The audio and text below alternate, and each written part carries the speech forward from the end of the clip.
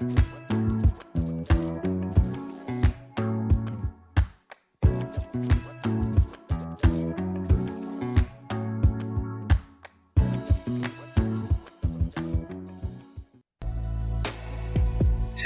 hey, hey, people. Let me just shut off this music. I went to do it at the same We're time. both doing it at the same time. Yeah. That was Hi, your everybody. cool. Hi, Second. everyone. Thanks for joining us. I can see that some of you are in the room. Please say where you are chiming in from. It'll be good to know who's there, who's chiming in from wherever Wherever you are in the country or the world. Yeah, absolutely. So we are so looking forward. I'm not even going to apologize for not being on yesterday because it was my birthday. Whoop, whoop, whoop, Yeah. 25. Yeah, I had a phenomenal time, and yeah, Vero I'm really Beach. cool. Vero Beach, Florida. Hey, Yeah. it must be really hot out there because my Yeah. family has just been supporting this channel from day one, and I'm so glad to have them on board. So thanks for joining us, cuz. We're in London, fam. Famlord Chick, Famlord Chick. UK in London. Yeah, it'd be good to know whereabouts in London you're chiming in from. Paul, do you want to go first with the disclaimers? Share a little bit about yourself. No. Again, hi, lovely people. Some people might not know you, so lay it down. I said some people might not know you. This could be the first time they're chiming in. Okay, well, if this is your first time chiming in, as my sister says, I'm Maurice, also known as Paul. So if you see some people saying Paul, that's because our parents are like that as Jamaican, you know. You have well, not even that, because it's still in the African community as well, you know, as we are. So my disclaimer is that everything I say, you need to listen to it and abide by it and do it. No, on a real. We've gone through different trials in this life, different situations that has given us inspiration, has broken us, lifted us, etc. And so we're sharing our experiences with you in the hope that it will motivate, empower, and touch your lives at the same time in one way or another. Hoping that you get some nuggets from this as well in this conversational piece from now and in the future, what we have. But don't hold us responsible if you try the things that don't work for you. Yeah, you can't sue us, because this is the disclaimer now. All right, no, but on the real, hopefully you'll try some of the things that we say, or put out there, and hopefully it will work for you. Yeah. Yeah, awesome. So I always say I don't know everything, but what I do know, I am going to share with you. Absolutely share with you. Me and my brother are both transparent. We love empowering, inspiring people to live their best life, and this is what this is all about. We're just sharing our experiences with you, and we are fortunate to have others that are on here that are willing to share their experiences too, just to enrich you, to educate you. We are not too old to learn. We are not too old to change. And I've just learned that in my whole 50 odd years. I can say that now, innit? 50 odd years of living, that I've evolved, that I've become and becoming. And, what we share on here, you can take it away, you can run with it, you can use it. We're not trying to, charge you for anything. It is just free advice, free education. It's just to enrich you, to uplift you, to help you. Relationships are difficult, they're challenging. And so we're just here just to share our experiences with you and hope that you're enriched by them. And, if you try something and it doesn't work, try something else. Do you know what I mean? There's books out there, there's audios, there's other podcasts. That just reminds me of the song, Try Christ. Yeah, absolutely. Why not try Christ as well? So yeah, that's what we're here to do. And we always do that disclaimer because we don't want none of you to come back and say, oh, do you know what? Debbie said, Maurice said, we're not about life. We're just here to encourage and inspire you. So we have some phenomenal guests. Yes, we do. We have Jackie, who's back with us. We have Chuma, who's back with us. We have Marilyn, who's back with us. Over the last couple of weeks, if you've been privileged to join us, and if you haven't seen the videos before, please, please, please watch the other videos. It will just keep you up to date, keep you up to speed with what we've been talking about. So those guys are back, and we've also got two other guests? Yeah, we've got Yes, two it is. Well, one's guests. trying to get in, which is a The men are really close friend of the representing family. today. So is it again? I said that one is a close friend of the family, which is Doran, but we also have Anthony, who will be coming in, sharp shooting, hitting young man. Yep. Yeah, so it's literally like the men are so representing today. I'm so glad to have the men on board. And so, yeah, I'm looking forward to like closing my mouth. Well, I'm not looking forward to that, but I'm going to be closing my mouth and listening. Chimmer, you have to watch Chimmer. You have to watch Chimmer. Chimmer's the one, he'll shoot you. I know, like he just came hard hitting. Like the other week, I was like ducking. What did he say?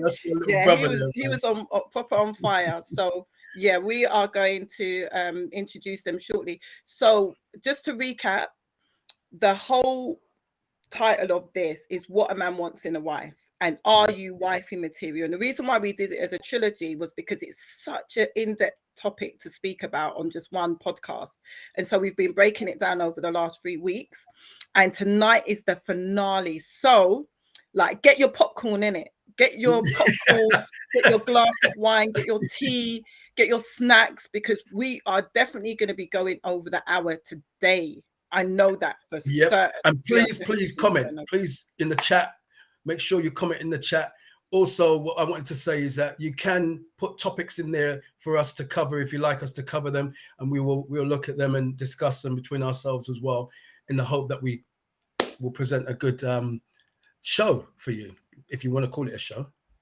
So I'm going to put this on the screen. I want you to like, to share, and to subscribe. You know this, the whole deal, people. Share, let your friends, family know that we're on and we are live. And so now that we've done all the preliminaries, we are going to introduce our guests one by one. You can introduce the men, I will introduce the women, because like when you don't want to say nothing, like I might like saying one bad man from Road, innit? No, I will introduce the two ladies and you can introduce the men. So we have Jackie, who is a phenomenal woman. She is just like a really dear friend of mine, privileged to call her my friend. She is also a psychologist. She just has nuggets. She has words of wisdom. This is a woman that I go to, like she's my go-to woman for wisdom and just upliftment and encouragement. And so I just want to introduce her first and foremost. So welcome, Jackie, to the platform. Gym time. Good to be here, hanging out with the family. This is good. Nice vibes. I'm enjoying it. Absolutely. So do you want to go next, Paul, and introduce one of the guys? Yeah, I will do. Because he was here before, don't take it bad, Anthony. I'm going to go with my little brother, Chuma, who is a phenomenal speaking man. He has so much, like you said about nuggets. This young man here, I salute him. He's inspirational, definitely an encouraging guy, and he has a lot to say that is edifying. That's the word I want to say, edifying. And I love him dearly. He's a good man, good father. Been through situations, but he's strong, and he's a man of God, as well. So that really is a wonderful thing for you, Chuma. Here he is, Chuma. Thank you, guys. Welcome, Chuma, again to the platform. Thank you for having me, Paul. Those were some amazing, kind words you said about me. I appreciate that. Real man. Thanks for having me again, Debbie and Paul. Appreciate that. And hi, Jackie. Hiya. Oh, yeah. So next up is my dear friend Maz, and she's not going to be on with us very long, but I really want her to come on and share some of the nuggets. She's been married for 20 years next month, and again last week she just shared some nuggets that it actually had me ruminating on it. Like I was really regurgitating some of the things that she was actually saying last week. And so I want to introduce my dear friend Maz to the platform. Welcome, Marilyn. Hey, hi guys. Thanks for joining us again. Lovely to be here. Glad to have you. Hi, Jackie. Hi, Chuma. Hi. It's a blessing to be here, guys. This young man is just like, is another one that gets you, yeah, right in your solar plexus. You know, when he speaks, what I love about him and is he's analytical. He's what did I say about you today, Anthony? And made your head get even bigger. He tells it like it is. He doesn't mix it up. He's real. He's a real stand-up guy. You know, and I salute him as well. He's a good man, you know. And so it was just short notice, and he said, "Yep, no problem," you know. And here he is, my dear friend and brother, Anthony. You call Chuma phenomenal, so you know what I need. So you're short taking me. Chuma, maybe using a little argument thing now. I'm gonna have to try and best you, so I'll get called phenomenal next time. Yeah. But yeah, I'm a father of 2 kids, married 15 years. So I know a little bit about relationships right now. I mean, when I was talking to Paul earlier, we were talking about relationships, not just in marriage, but every relationship needs certain qualities, have to have certain things if you're going to have a good relationship, whether it's at work, with friends, whatever. But obviously, marriage is the apex of everything. So that's what we're discussing today. Good to see you, Maz. Jackie, Chuma, Debbie, Paul, of course. So yeah, let's get on. Awesome. Yes. So as we've been discussing over the last couple of weeks, is what a man wants in a wife. Are you wifey material was the subtitle, and it's really important for us to kind of like break down the actual subject. So in week 1 we was looking like we was talking about so many different areas. Like when Chuma came on and he started speaking, it started exploding, you know, like a bomb, and then it's like all like shrapnels just going everywhere, and it was like we was trying to chase one over there and trying to chase the other, and we was just like, this topic is just so huge. And from the word get-go, we said that we're going to do it over 3 weeks, because we really wanted to kind of understand a little bit more about what it is that the men are looking for, because I think that as women, we like to like know what the deal is. And sometimes one of the things that we was discussing was sometimes men are not able to articulate exactly what they want. Not that women don't, but remember, we're talking about what a man wants. Sometimes they're not able to articulate what it is that they actually want, and this puts us as women in a difficult and challenging space to be able to meet that need. So we will come into a relationship believing that we are meeting a need, and hit up on a brick wall, because it's like, well, you're not actually meeting my needs. But if somebody doesn't explain that, how are we meant to know? So Anthony, I'm going to throw it out to you first and foremost. What would you say about that? Well, right now, I hear my son's crying. My wife has just gone to work. Yeah, so I'm going to have to take a little bit of pause after this. But because of him crying and knocking on the door, it kind of distracted me. So bring it to somebody else. I'm going to try and calm him down and come back. Okay, no worries. Thanks, Anthony. All right. Chima. Yeah. Just break that question down again quickly for me, please, just so I can. Yeah. So as a woman, I'm not speaking for all women, but I'm just throwing it out there. As women, we like to be able to know what it is that we are not doing. We want to meet the man's need, but if the man is not able to articulate what his needs are, that leaves us in a place of not knowing. So we are just going to give off what we know. How would you say that a woman or relationship can overcome this? How can you encourage the men to be probably a bit more transparent? What is it that can change in that area? I know it sounds cliche, but communication is key. And of course, if your spouse or your partner is not able to communicate, that leaves you in a big sticky situation, because you're never going to be able to fully understand what he's going through or what he actually wants from you if he's not able to articulate himself or communicate himself in the right way. All depending on what man you have. Some men might express their formation in various ways. They might be a bit snappy. They might say a few wrong words at times. And it's not necessarily on the flip side of things, happy with how you get into them, if you understand. Like, let's say this is just I'm picking it out of thin air, yeah. So this ain't something I've gone through or what people are going through. Breaking out. Can you hear me? You're breaking up a little bit, Chima. Can you hear me okay? Yes, Can you now hear we me can okay hear now? Mm-hmm. Yeah. So what I was saying is I'm just going to use the form of this as an example. Let's say the woman wants the man to maybe take the bins out every week on a Friday when the bin man comes. Now she might come across as a case of, babes, the bins. He might not maybe like the way that is being put across, but to her, she's putting across like, babes, I'm just asking you to do the bins. And maybe it might be, hun, rather than tell me like I'm a child or something, maybe just say, hun, every Friday. Communication, this could come up in pillow talk. Maybe it could be just the way you put it across to you. You might have said the bins, and you're saying a polite way, but to him, it's come across totally different. So sometimes just switching up how you speak, the wording you use. Yeah, that's just my example. Hope that's kind of put it across. That's very good. So the reason why I asked that question, Mads, I'll let you go interject.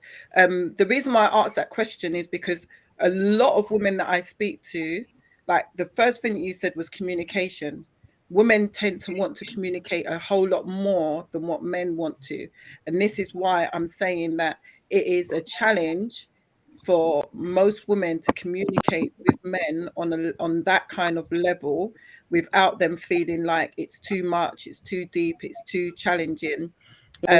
So I think that having the conversation, in terms of like what you just said, having the conversation and wording things in a different way absolutely helps. But how do we get to that place where they are wanting to communicate what it is that they actually want from a wife? Maz, go ahead. I was just gonna, because I could kind of relate to what Chuma was saying in terms of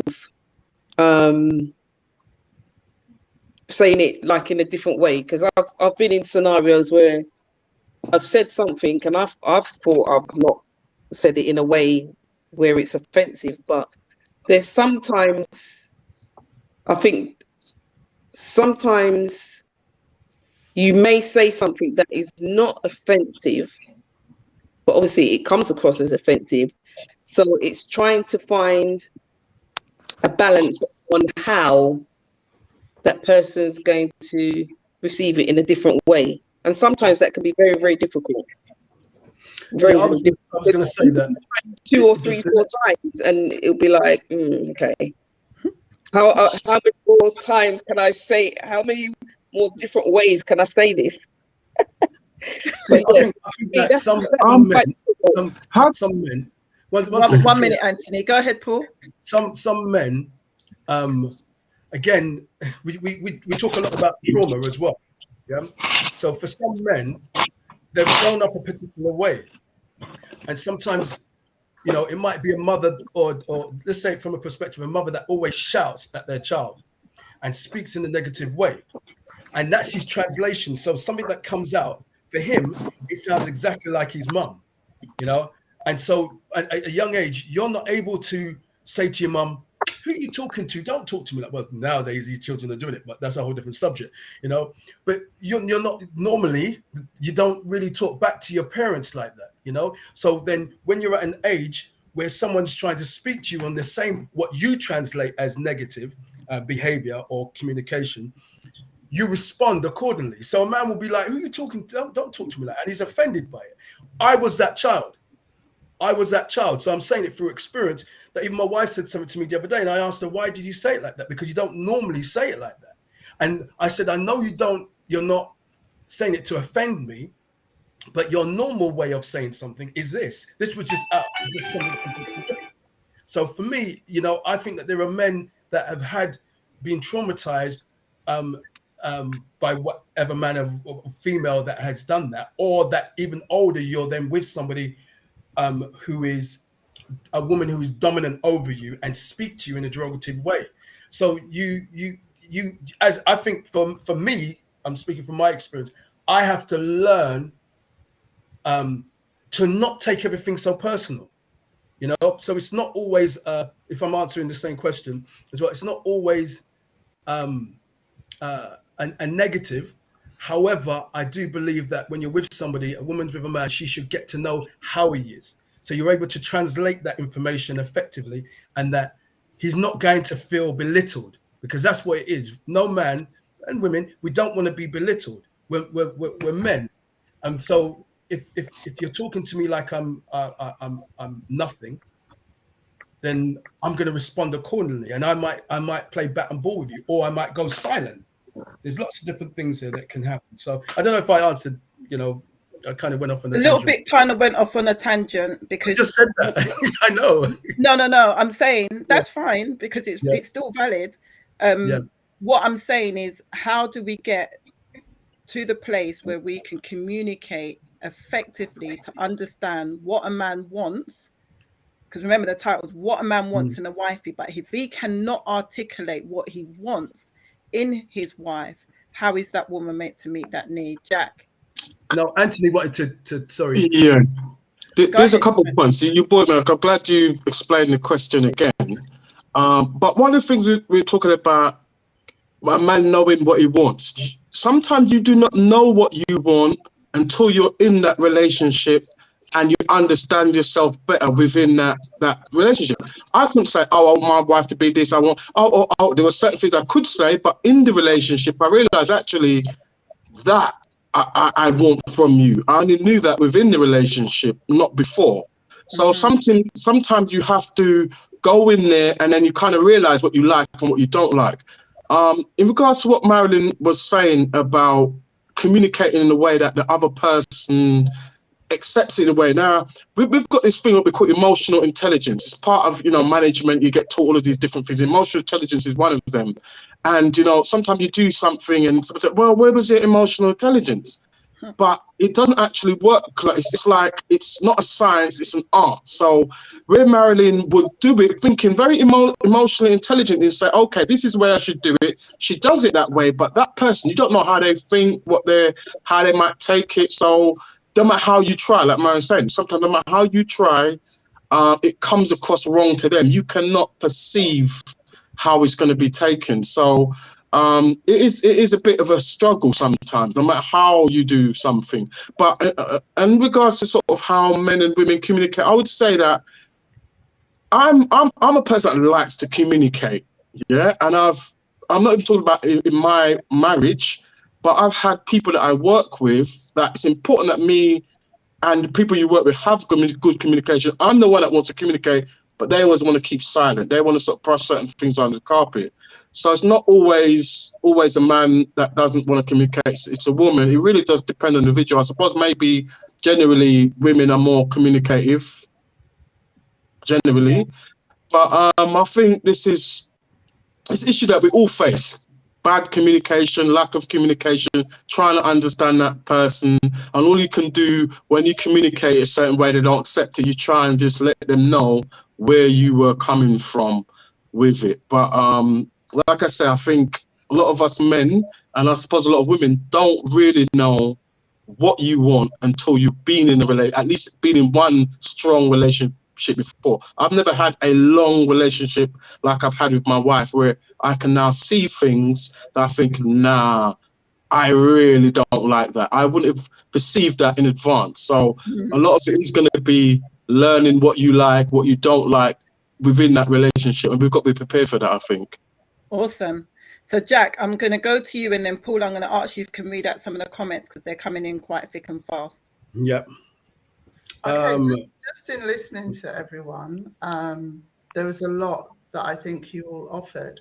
And one of the things that Paul referred to was, in the way that a man is made to feel in the request. And one of the things I've come to realize that with men, one of the three things that they need or they look for is peace, respect, and intimacy. And so, going back to the, taking out the bins, instead of saying to him, can you take out the bins every Friday? How about approaching him with, babes, I need you. I need you to empty the bins for me, please. Because a man needs to feel needed. And I remember, I've spoken to a lot of men over the years to try and get to understand what it is that works for them. And I myself have practiced it, going from, can you do this? Can you do that? Can you put that there, to actually starting it off with, I need you. And I've seen how men have responded to that because they want to feel needed. But there is this culture amongst women, as in, me no need no man. Whatever him can do, me can do better. Yeah. And when we put that over to men, they come ready, Yeah, guns blazing. I'm just, ready, do it yourself then. You think, you can do everything yourself, do it. So they come with this, but it's because of how the woman is presenting herself. But if she presents herself as, babes, can you open this tin for me? She can well open the tin. Yeah. It's part of the intimacy. It's part of the, oh, thank you, darling. And so when she needs something extra from him, because he knows how she makes him feel, he's going to be ready to do the more difficult and the more challenging things. So we're equipped to nurture children. And so we are also equipped to really nurture a man, to feel respected, to bring him peace, and to be part of the intimacy that he's Wow. Absolutely. I'm gonna throw a curveball on that. I like curveballs, Paul. Go on then. Throw them some. Go on then. And a few We know how to duck, We know how to duck them curveballs, yeah? Don't get it twisted. Got them? Yeah. It's funny because for me, it's like I just want you to say what you really want. I don't like dressed up language. That's why I don't like TD Jakes' books, because it's all flowery language. I feel just can you take the bin out for me? That's fine. I need you to. What do you mean you need me to take? I'm always going to make a comment. What do you mean you need me to take out? Because I'm thinking, where is the realness in that? I just want you to be open, honest. What would bother me is when you're like, you go and take out the bin every time, and then next thing you're different. Oh, you never take out the bin. I'm always taking out the bin. Just be open. I want you to take out the bin. Anthony, can you take out the bin for me? So yeah, I can do it. All right, no, I'll do it later. Whatever. Just be straight, open, and honest. So when I talk about what I want in a relationship, these are things that I know now. Yeah. That is very, very important to me. Open, honesty, straight, loyalty. Don't chat me to your friend, because it's gonna be a big problem. I don't care what you want to say to your friend, but I don't chat you to my friend unless it's bad. Like I need counselling, so I have to go and talk to my friend. Yeah. So to me, that loyalty, that openness, if you're open, you communicate me, I think we can get over everything. But if you're not saying that and silent treatment, that's the worst thing you could do with a person like me. And I don't work with everybody. That's just me. That's what I'm saying. It's knowing the man, that emotional intelligence, knowing who he is, what ticks the boxes for him, what gets on his nerves, because there's no one rule fits all. All men, all women are so very different that, what would work for like 99% of men might not work for your man because he's a bit off key, like me. Yeah. So you see what you start here now, Anthony. One second. That one like fire. Fire on the comes to life. Take the bin out. Read some of the comments. Do it later, and you don't do it. What should she do next?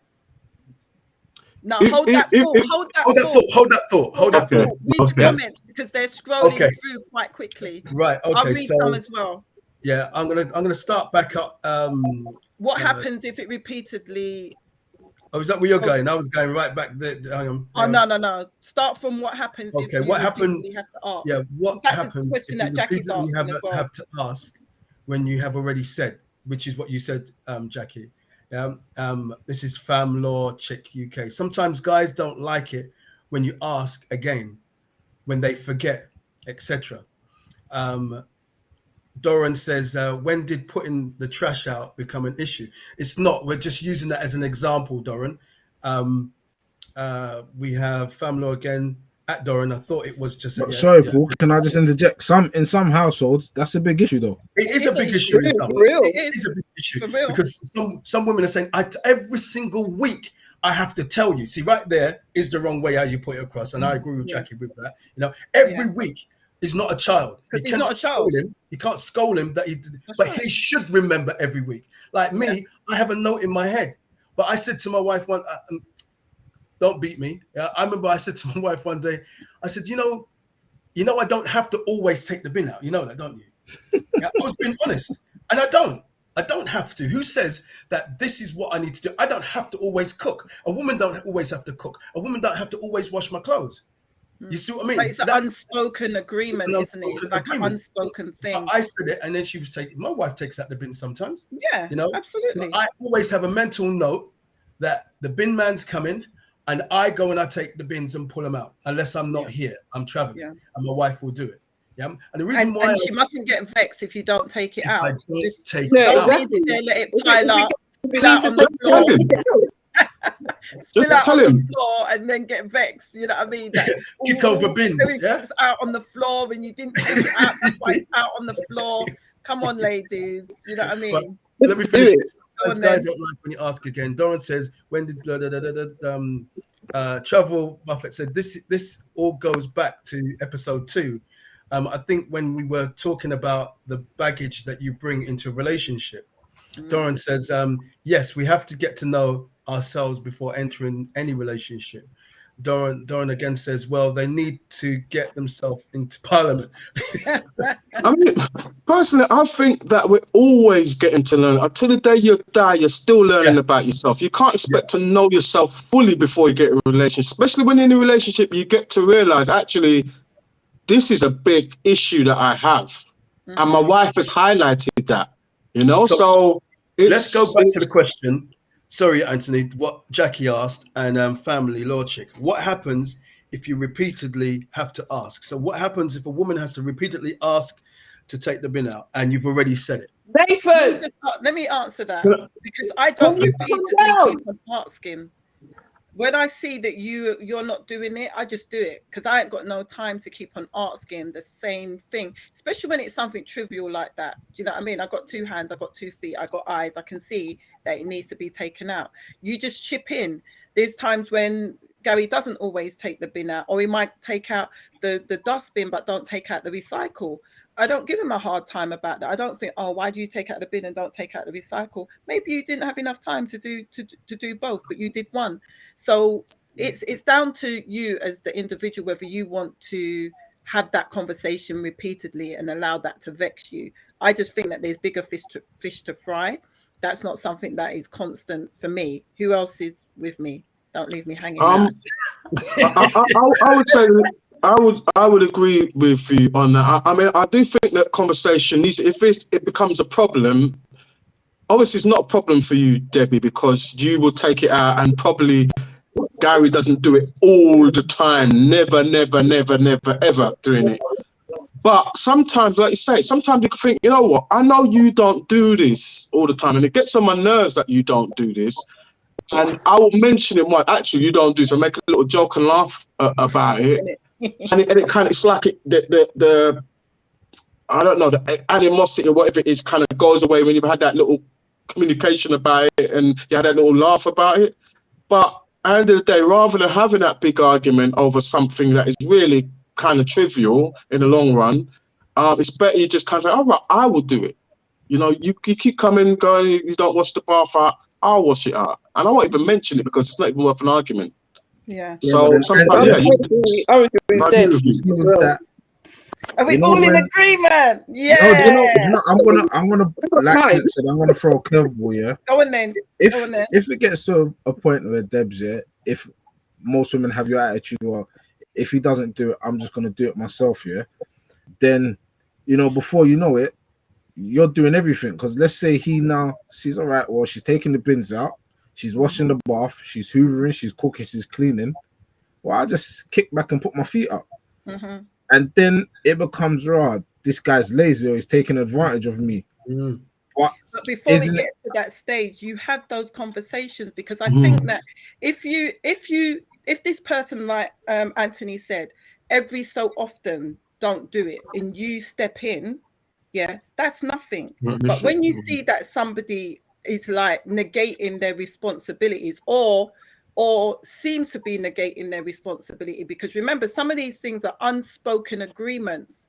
You now have to say, right, I thought that this was an agreement here. You was doing this all the time. Now I notice that I'm doing it. So let us work out who's doing what, so that there's no misunderstanding. And if on the odd occasion you just don't have time to do it, I will do it.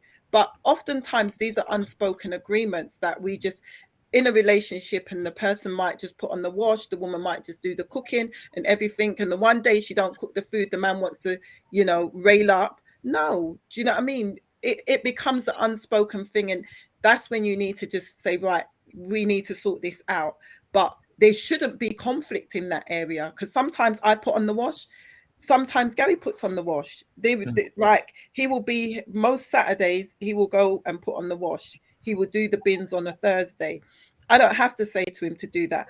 There were times when I would just hoover, I'm washing. It's like, if it's there to be done, we just muck in and do it. And if he doesn't do it and I don't do it, well, he's just staying there, isn't it? We ain't got no little kids in the house. So Well, you don't want to say that. There's read that in the comment from Marjorie Drew. Let's have a look. Multitasking can be an issue, as sometimes some people seem to stop when doing two things at once. Marjorie Drew, I know a sis who let the bin flow over a week because her husband would not take it out. Eventually she took it out, but it's an issue in their house. But it shouldn't be. Boom. Thanks, Trimmer.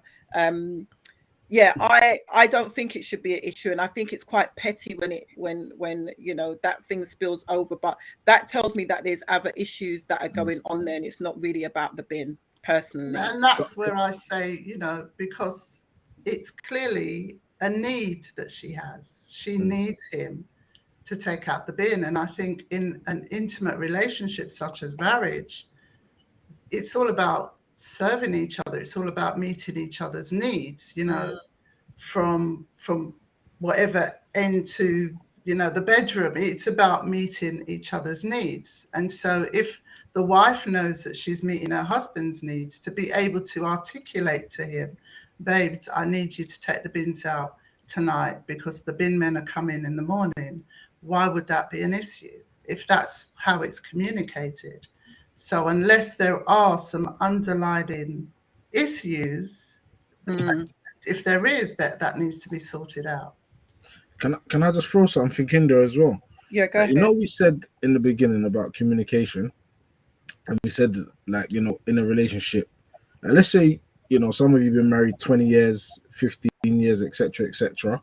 Now, in the beginning, obviously both parties are courting. You're gonna get down the aisle. You're gonna put your best foot forward. You're gonna do the most. You're gonna woo. You're gonna do all of that stuff. Now, when you get into marriage, year one, you're getting to know each other. Year two, you're getting to know each other, etc. The kids come along. Then, with a young family, the kids take up a lot of your time.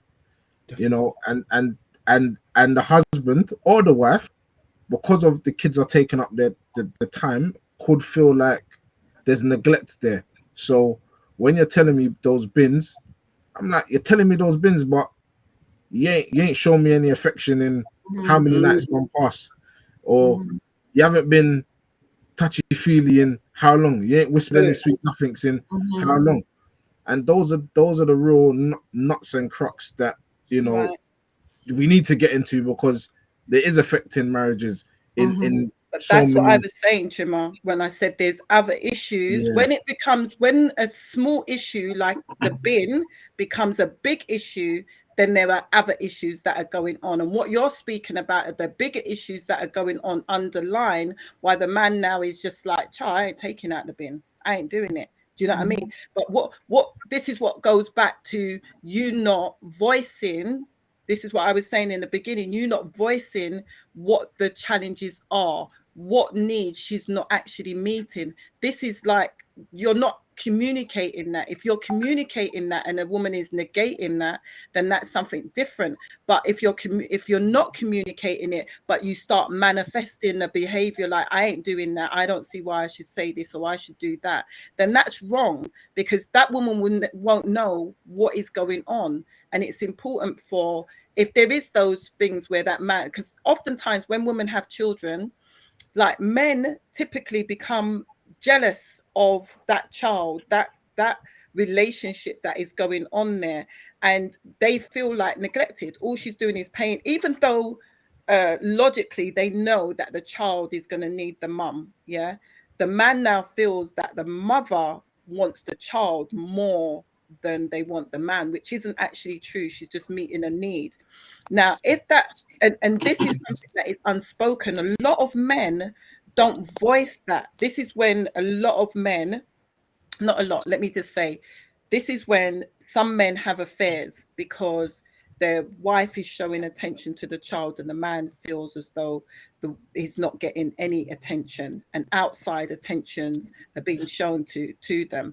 This is where sometimes this happens in relationships. But if that conversation is had, then I think that things will be completely different. Go on, Anthony, because I can see you just itching. Yeah, I'm like, yeah, I'm itching to say something. But can we have some consensus among the men? Did you feel that way? Because me personally, when my child came, my first one, obviously my second one didn't come, I didn't feel that way at all. I mean, I knew the child was more important to my wife than anything else, but I didn't feel any way at all. I didn't feel I'm competing for your love. I mean, I suppose I gave more love to my child, just like my wife did, than to each other, because that child, my wife can look after herself, I can look after myself. Our child needs to be looked after. So I didn't feel that way. So I'm not sure if it's a bit of a stereotype, because I've heard this sort of talk before, or it's actually, you know, prevalent among most men, or just a certain amount. I just don't know. But I didn't have that experience. How about you, Chuma, and you, Paul? No, do you know, and yeah, in all honesty, with my own case, I'm like you. I got stuck in. You know, I did shared parental leave, so I had my son by myself for a period of time.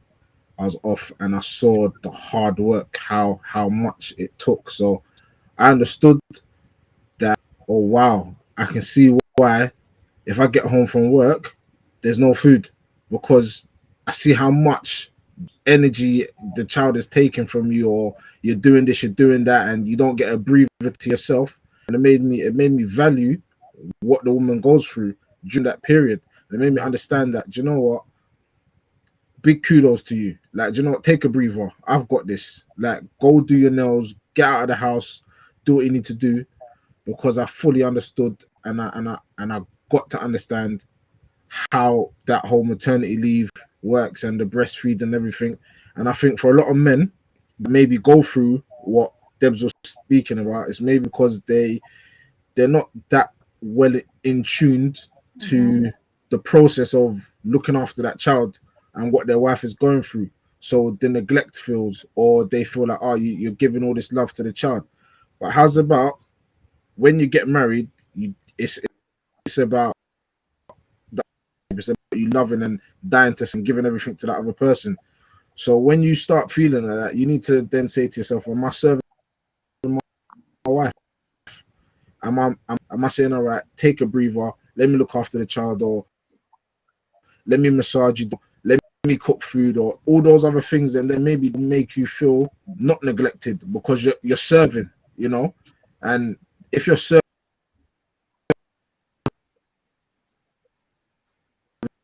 Oh, you're breaking up. you're going to feel like you're wanted. Can you hear me all right? Yeah. You broke up a little bit. Yeah, I just think, am I wrong in saying this? But I think if a man has that mindset, he's being selfish. And the reason why I say that, because I agree. We all, let me just say, Dorrance said, nor me, and so he's in agreement with both of you. He didn't actually feel like that. Family law chick said, this can be true. We see a lot of family law cases around pregnancy and birth. But is that just a question quickly to family law chick? Quickly. Mhm. You see this in family law cases around pregnancy and birth, but does that mean it's a man being selfish, it's a man feeling neglected, or is it other circumstances that could be contributing to this rather than the man I just being think that's a selfish? hard question to answer, because if it's not voiced, if it's come across as though my Exactly. wife is neglecting me, that's all that you can draw from that conversation. You would So it might be a bit more complicated than that. That's the point I'm making, rather than just a man being selfish. Sometimes the I'd man like to just hear needs what to Paul says. understand the woman's point of view. Like, bro, she's breastfeeding, she's a nursing mum, yeah. Her energy is zapped. She's doing this, doing that, yeah. So sometimes she's not gonna want to give you the goods at night time. It's just fact. You gotta understand her libido might be really low. She might be drained, and you as a you just gotta understand. Yeah, and for some it's not like that. Some it enhances. You know, I've been on both ends. You know, where someone is advanced and someone who's decreased. You know, for me, I just loved every moment of that. Here's my baby.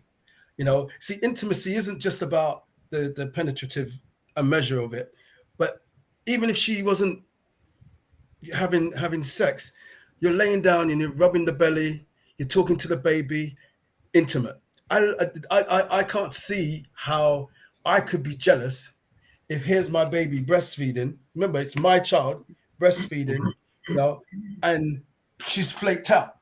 You know, I might have to come and take the baby and put the baby back in the cot and just cover her up and let her rest. You know, I think for me as well, Chima, I think that, and I think that if any man is in that place, we need to question him and where his head is. You know, come on, baby, come on, baby, come on, baby, come on, baby. No. You know. Okay, So so that's the majority of men. I just don't feel that's the majority of men. I mean, right now we've got at least 4 men in this conversation. 4 of them saying, no, that wasn't the case for me. So I'm just not sure whether it's a bit of a stereotype or not. I don't think that it's stereotype, probably because I'm coming from the perspective of knowing many women that this has happened to, where they've experienced that in their relationship with their partners on different levels, you know, where it's the unspoken thing about, oh, you know, it's all about the child. What about me? Do you get what I mean? Unspoken. So have you heard from the man? This is. Have you actually heard from the man, or is this assumption that's been made? If somebody, if like for instance, we're talking about the dustbin scenario, yeah, and it seems as though it's an expectation from a woman and an expectation from a man to take on these kind of roles. So a man understanding a woman's body's changed and she's going to be more tired, she's going to have these times where she's not going to want to be intimate. It's kind of like a done deal. This is what is going to happen for a period of time. But again, I've heard it from men and I've heard it from women that women have used it as an excuse to not, you know, be intimate, that they are into the child a lot more than what they are into their partner. And I've heard it from men where they feel totally neglected, feel like, you know, my wife is not, you know, being the same since she's had a baby. And I think that from my perspective, speaking to women where they feel like this is something that has caused conflict, as far as for me, it didn't happen to me when I had my children. But I think that when I've had conversations with women, they have felt that pressure to have to be intimate, to have to be awake, to have to be able to, you know, be intimate and give that time to their husband. And it can be difficult and it can be challenging. So we're talking about various different people. We're talking about 4 men on here who's saying that hasn't happened to them. Jack, what has been your experience? Because you would have probably. I like what Dor has written, because that was my conclusion with regards to those men need to grow up. It's just, it's so refreshing to hear, you know, you 4 men speak the way that you have spoken with regards Absolutely. to how you respond to your, you know, your child and the mother. In that, you know, I like where Chuma said, you know, it's about serving each other. And right now, my wife has given birth. She's done, you know, this major labor of bringing forth another human being. Let me look at ways of how I can serve her, rub her feet, rub her back, run a bath, take her to the child. That's a sign of maturity and being a man. And I think where, yes, what you were saying, Debbie, it's true. There's a high rate where that is not present in relationships, where, you know, the man is saying, I want my intimacy. I want, you know, my sex drive is still up there. I ain't got time to wait for you to adjust and to heal. And there's that ignorance and that arrogance. And that's where the relationship does break down. And that could stem, you know, right back to, you know, cycles where that man didn't receive that kind of support and teaching and example. And so this kind of behavior is repeated. So it is a very individual thing. But again, I celebrate the men that are here that are making up that, you know, majority of. I think that there's an expectation out of some of those men that they, you know, they're expecting to get something. You know, I know you've had the baby, but what about me? You know, and go back to what you said, Chuma. It's, you know, it is a level of selfishness, and it is a level of being mature to understand that. But it's that balance, and that's what, you know. Until you're dealing with an individual case, you don't know if she's been doing this all the time. She's got the excuse of, you know, oh, you know, I just had the baby, and you know, my drive is down. Charge 5. I dive it down. It's down, and so he. For those men, it might be that they're peed off now. I'm always getting the same answer every single time. Here we are with another baby, and here you are doing the same thing again. You know, what about me? Now, is that selfishness, or and it's just throwing it out there as well? So it's individual cases you have to look at really as to Paul, how you she's never been. know. It might be. So I don't mean to cut you, but it might be a case of there's other issues in their marriage or in their relationship that they need to iron out, or they need counseling, or they need to talk to each other. Yeah. Because if you know, every time, you know, you're trying to turn on the cooker and she's on number 1 and you're on number 9 and she's never getting fired up, there might be something there. There might be past issues that are not resolved that you might need to talk about. And you might need to open that box and get all the stuff out of the closet. Because sometimes some women, just like men, can harbor things that you've done in the past and hold it against you for years. And until you lot sit down and proper thrash it out in a safe space, you will never know that, you know, she's holding on for something that you did 5 years ago. You know, and maybe that's why you're not getting the goody goods at night. The proper way. Yeah, you'd be surprised, you know. But you know what? It works the other way as well, because there's been men who don't want to be intimate with their wives after they've had children, because they've seen their child be born and they're just like, this is traumatizing for me. I don't want to be intimate with this woman now. That's also, you know, another thing that has happened to several women that I've spoken to, in terms of the intimacy is not being there, because the man now doesn't want to be intimate, because it's like another, you know, situation that has occurred that they didn't even think their mind would even go there. So Marjorie said, yes, it is stereotypical, but it's not necessarily a bad thing if both sides agree to stereotypical roles. Maybe scared of change, Doran said. I think that the whole thing that we're trying to talk about, really, when it comes down to it, is communicating, is explaining and expressing how you're thinking and how you're feeling, and that boils down to trust. If you can trust that person with your thoughts and your feelings, and you know that that person's not going to throw it back in your face. They're not going to use it as a weapon against you. Then you feel as though it's a safe place that you can say, do you know what, when you did this, this is how it made me feel.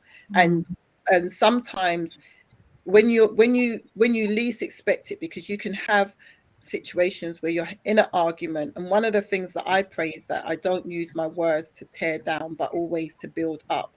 Because sometimes you can be in situations where you say things and now that has shut a door for your partner never to open up. And I find that that's more, I only can speak in the relationships that I've been in, but I've found that more to be a man's thing. Am I getting that wrong, where when something happens? Because actually, let me say it like this.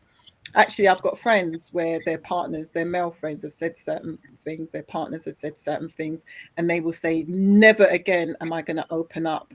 I'm just throwing that out there in the terms of communication and trust. What do you think, Anthony? That's a big one. Trust is a very big one, because there's certain things I won't say to my wife now. I would rather speak to somebody outside that I know will understand where I'm coming from, give me maybe words of encouragement. I wouldn't say it to my wife, and because of previous experiences where I've come, I'm thinking, wait, I'm telling you about this, and somehow you've twisted it around, and instead of supporting me, it's like you're on the other side. You know? So if you feel that actually I can't come to you with these sort of things because you ain't going to make it better, you'll probably make it worse, then you don't talk about those things. And really, that person should be your wife. That should be your closest person you can talk about something. But not every wife or every husband is qualified, loosely using the term, qualified to comment or understand certain things and give a good advice on certain things. I like that. Yeah, I agree. So unfortunately, sometimes that's where you go outside and speak to other people that you feel actually they're going to give me better advice, they can give me better encouragement, and this is who I go to about certain things. Unfortunately, it's about trust. Can I trust when I tell you about something, you're going to give me the sort of direction, what I need to hear, give me good advice, make me look at it from a different perspective, support me, whatever. And yeah, if you don't trust your partner or anybody who's got a relationship in that, then you ain't going back to them again until you see that something's changed. Absolutely. I'm in agreement. What does everybody else think? My thoughts are that, we've used various different examples, but entering into, say, the area of parenting, that can be quite triggering to either the man or the woman, where, past traumas could be coming up, where maybe the man is, obsessed with the idea of failing his child in the same way that he was failed, and just detaches himself. Or, the woman going through her postnatal depression. And if one or both are going through stuff like that, that's not going to be a healthy environment for either of them. And so this need for trust, to be able to communicate and say, you know what, this is really triggering for me, these things are coming up for me. But as Anthony said, sometimes the other person's not equipped to handle that and manage that. They may take things personally, and make things worse by their reaction. So it's knowing where to go and who to talk to at those times. And I think we all could agree that, having a healthy village is something that is lacking in today's society, with regards to family being close to support in times like that. But it's something that's very much needed. Absolutely. I think that the misconception is that your husband or wife is going to be all things to you. I think that is a misconception, because they're not all things. You know, I remember when I was going through the domestic abuse, and there was different people in my life in that season that was being different things to me that I really needed. I needed Jackie because she was the voice of wisdom and the voice of reasoning. I needed Karen because she would just sit and listen. I needed Claudine because she would just listen to me rant and rage. I needed Jen because she would just hold me. I needed these women in so many different areas. They were the people who was really there with me and taking me through, that made me understand when I've got married again that there are certain people that I am going to lean on for wisdom. There are certain people I'm just going to say, yeah, this is how I'm thinking and feeling. And I think that if you think that your partner is going to be all things to you, I think it's unfair, because you expect them to do too much, and it's not going to happen, and that resentment will build up because they're not being all things to you or for you. And I think that's what I like what Anthony said. Let me read Doran's message. He said, maybe scared of change. That was in relation to what we were speaking about before. If there's no communication, what are they doing? He said. Marjorie said, Dor, when they are not communicating, they are going through the motions of relationship building up resentment. And Dor said they should end the relationship. Okay, yeah. So anybody can answer that after what, Paul, after you say what you're saying. Yeah, and you said something earlier on, which I believe, is true, and some of what you're saying as well, Debbie. Sometimes from the outside, you think you know what you want, but when you're in it, that's when the reality really kicks in of what you want.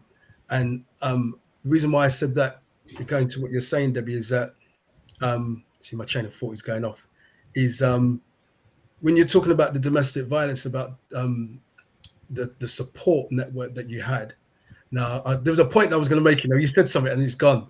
It's gone. I should have just jumped in straight away and said what I needed to say.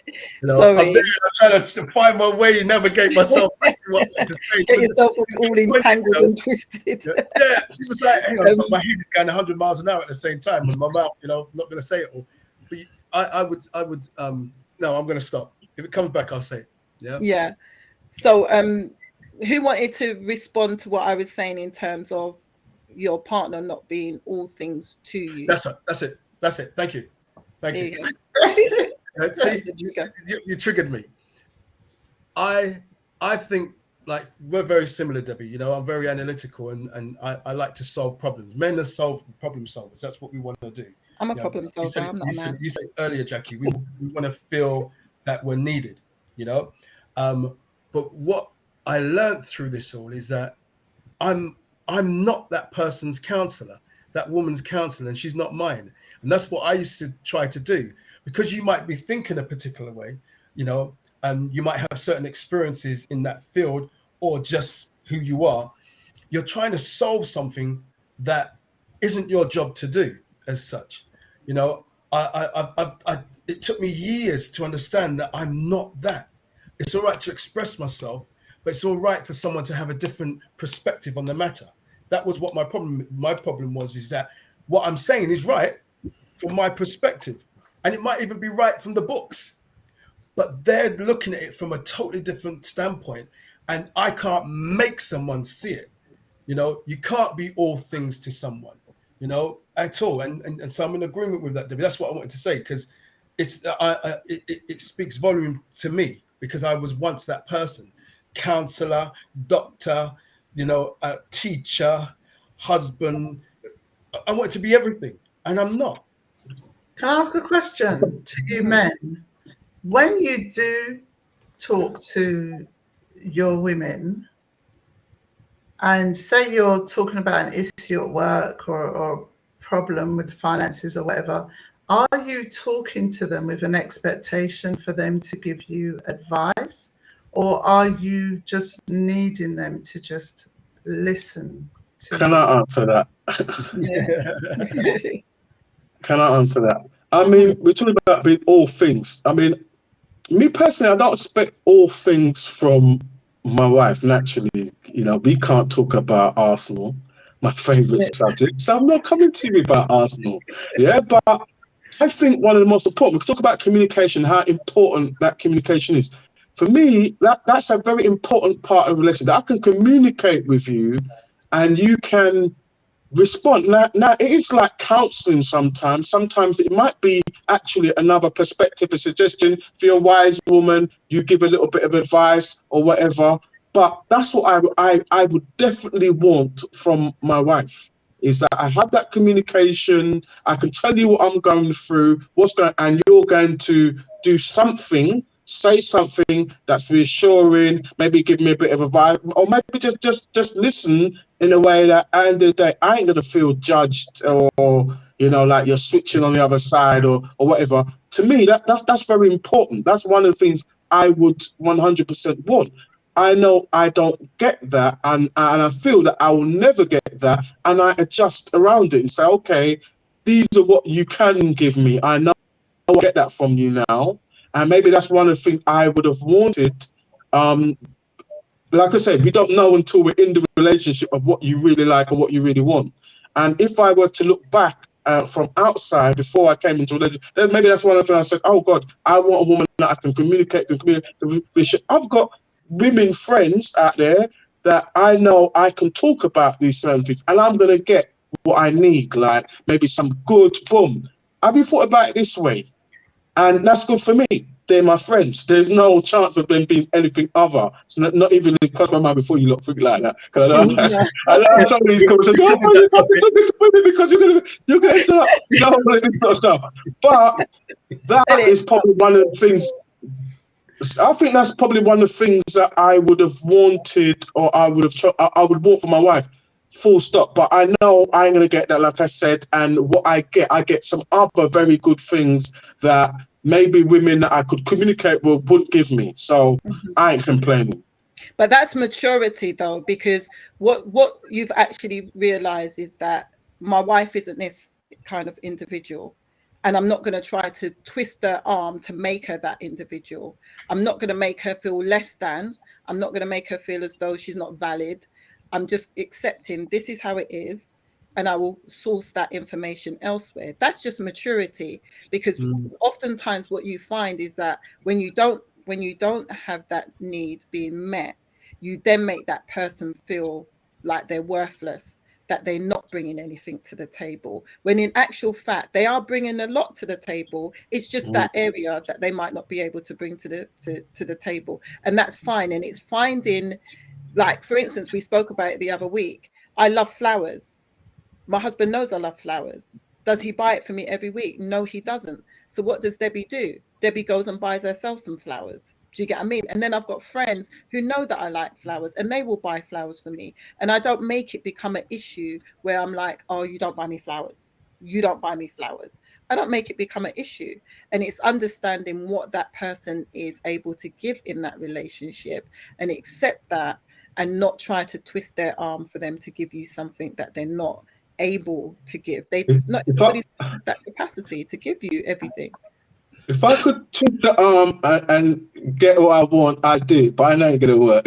Yeah, absolutely. But I'm joking, Jackie. Don't look so serious. And hurt you. That's What do you say, Anthony?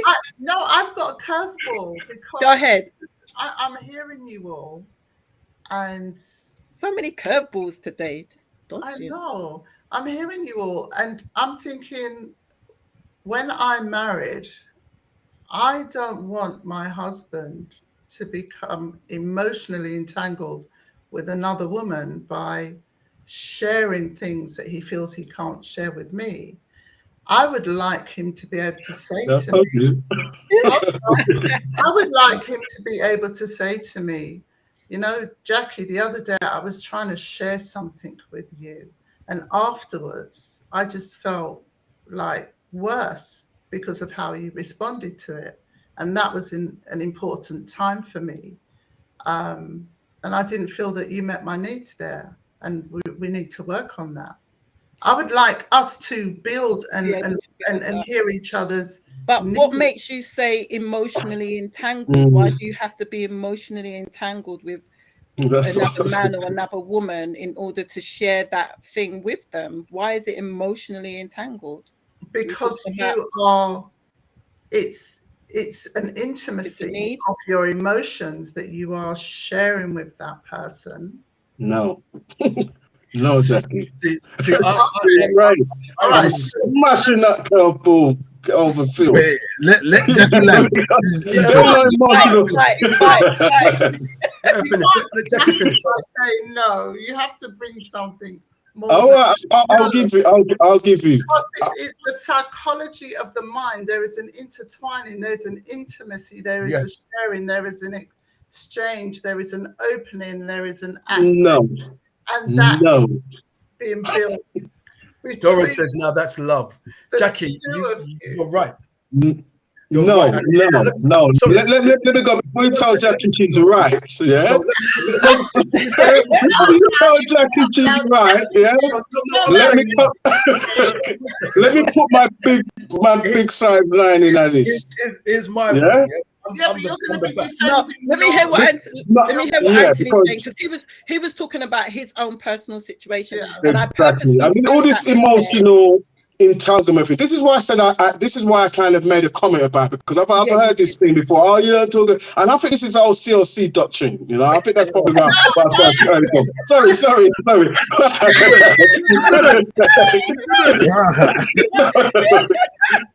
but and it's just there's no if we talk about emotional, yes, there's emotions involved in every sort of conversation. If something's gone on in your life and you might have an emotional aspect to it, it doesn't mean that emotion has anything to do with a kind of sexual relationship. And I think that's the difference. If no, she kind didn't of say it's that, though. She didn't say that. She didn't say. I didn't. No, but when I hear about emotional entanglement, that's what I think. Because what they kind of say is that if you start talking to another, next thing you'll get really attached to them, and next thing you kissing, and a whole hand. No, well, personally, I don't, because I have male friends, I have female friends, yeah, and whoever it's about. No, I know certain people are more equipped for certain things. Like my wife is not you, Jackie. You have that kind of higher understanding of, you know, your psychology and all this stuff. You have that maturity that you are equipped for those type of conversations. So if you was my wife now, I could say that to you and say, okay, this is how I felt, and this is a response. We could sort it out, because we could communicate on that type of level. But that's not going to be the case with all your partners, or everybody's partner is not always going to be the same person. So actually you're not able to communicate on that level with me and that type of thing, because that's just who you are. Yeah. Now, let me finish. So now I might have a friend, or I have a friend, somebody at work who is in the work. So the problems are at work. They know the other person on the other side of this issue. They know me on this side of the issue. So they can actually, and they have that kind of understanding, and look, though they are better able to equip to deal with it. There's no emotional entanglement at all. It's just emotional issue for me, but there's no entanglement in it. That's where I get, you know, if it's a woman, if I say to a man, it's okay. But if I say to a woman, it's an emotional entanglement. If I say it's a man, would it be emotional entanglement then? Does that mean that me and the man ever start rub each other? Chest, I love each other. I was going to say, right, that there are some, unless you know your female friends, okay, because you have to know them and know why they're your friend, okay. There are some women, in my experience, okay, that I shared something with, or I share what I'm going through, and they answer according to their emotions. Like, you know what, I wouldn't do that. If I was your, right there, there is emotional entanglement that's starting to happen, okay? So you have to know that, hold on a second, this person's my friend because, you see, I had the back, You have to know that this person is in my life as strictly platonic from the beginning. And anything that I see as an emotional entanglement, or where I'm expressing myself, because I've dated those type of women.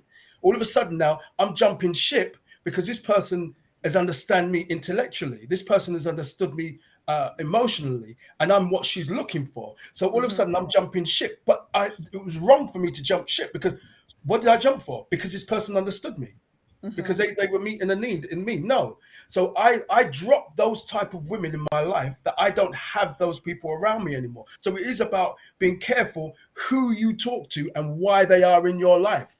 Absolutely. Exactly. And But it's the way how they also respond to what you're actually saying. So something you said that is key, Paul, is when they put themselves in the situation. You're not looking for someone to put themselves in the situation. You're looking for someone to stand outside of it and say, oh, have you considered this? Or have your wife considered that? Or has your husband considered that? And give them advice from that perspective. But when somebody puts themselves into it, that's where the danger is. And this is why having conversations with the opposite sex is fine. But when I've experienced that, where straight away, as soon as you hear someone saying, oh, if that was me, I'm like, I'm not even asking you on that kind of level. But you're talking about a relationship between talking about to another woman about your relationship at home. No, not about your relationship. Not about your relationship. I'm talking about anything that you're not able to have that conversation with your husband or your wife. Like my husband, me and Paul, we understand that things a particular way. And sometimes I say to Paul, it's because you're my brother why you kind of get me and you understand me, because we're coming from the same kind of household, you know, where our values and our principles were like formed as kids.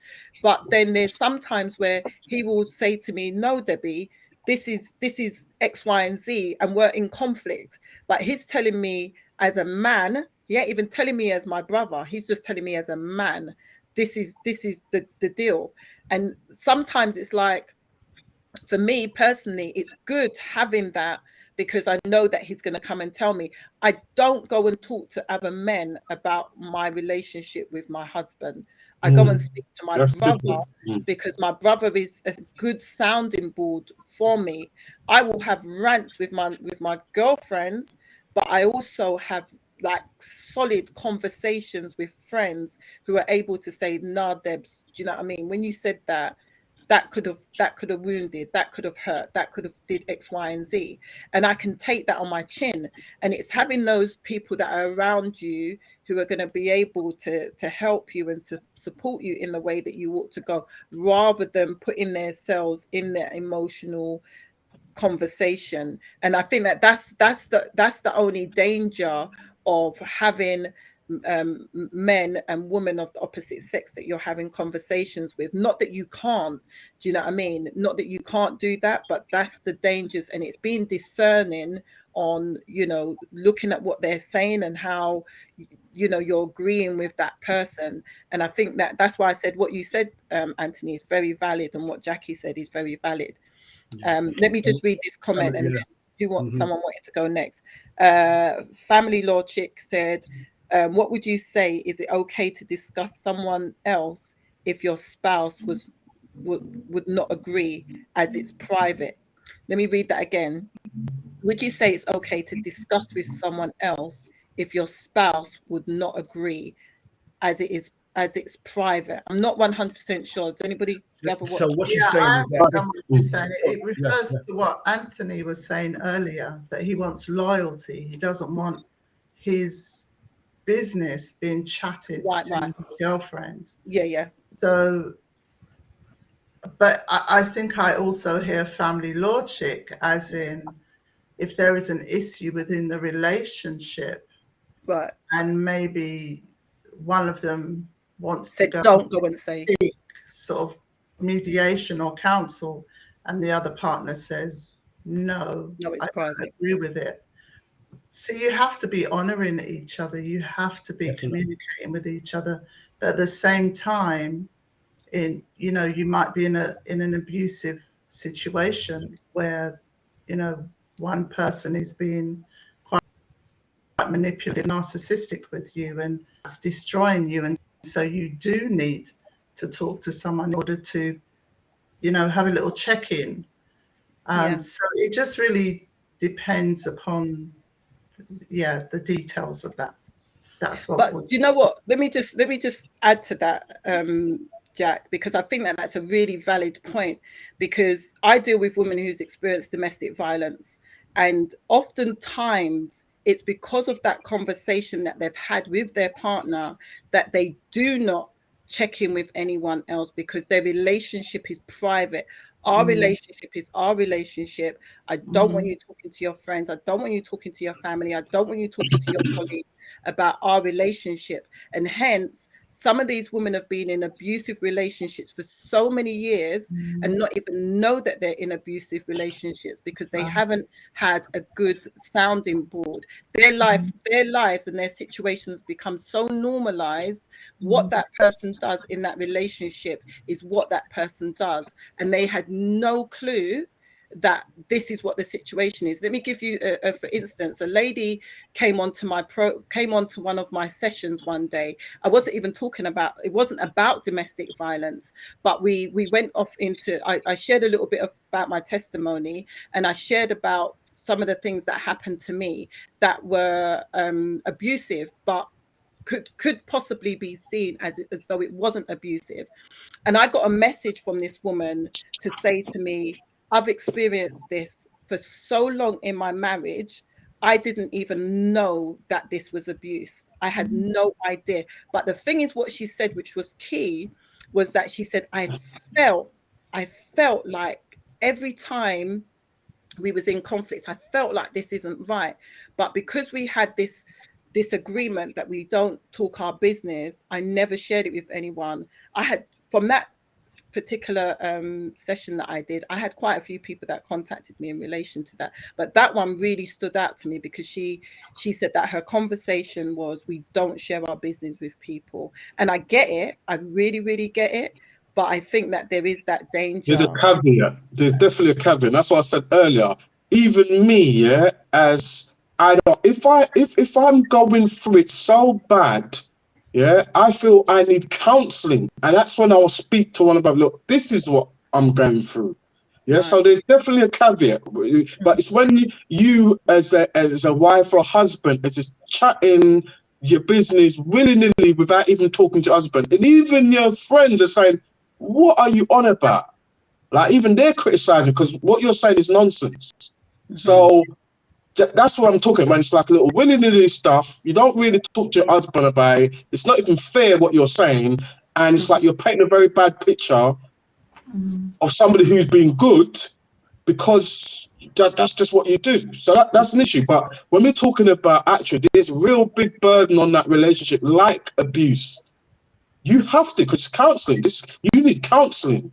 And naturally, you don't necessarily have to go to a counsellor. You speak to somebody who you know you can trust, who'll give you maybe good advice or just hear you and listen to you. So there's definitely a caveat in that, but there's levels of when it becomes, where there's just a straight loyalty where you shouldn't be going chatting your business or out and everyone's willing to every friend. And then there's a level where actually you need to talk to somebody about it. I think there's a distinction. Something to what you're saying, and in my opinion, I feel that every married person should have an accountable couple who they're accountable to. So let's say, you know, you can trust each other. You know, you can trust your spouse, but you can trust them. So, you know, let's say you're going through the motions, it's a bit rocky. You can call that couple up and go over to their house, or they come over to yours. You like have food and you talk it out, you know, in a safe space, you know, where you can cry, you can shout, you can say what you need to say to get off your chest, but it's a safe space and they can counsel and give you sound advice. But I just believe that if like every couple should have that, because it's needed, you know. I don't think your spouse or your partner's always going to understand all your viewpoints or see where you're coming from all the time. And sometimes it takes another person that's a male or a female that they respect for them to be able to say, well, he's saying it from this angle. Do you get it? And when they hear it not from your mouth, from someone else's, they might be able to understand where you're coming from, and vice versa. You know, that accountable couple might be able to tell your spouse's viewpoints from you know, in a way that you be able to see it. And I believe it helps. It's healthy because I don't think closing yourself off to everyone and not being able to speak I don't think that's healthy. Mm.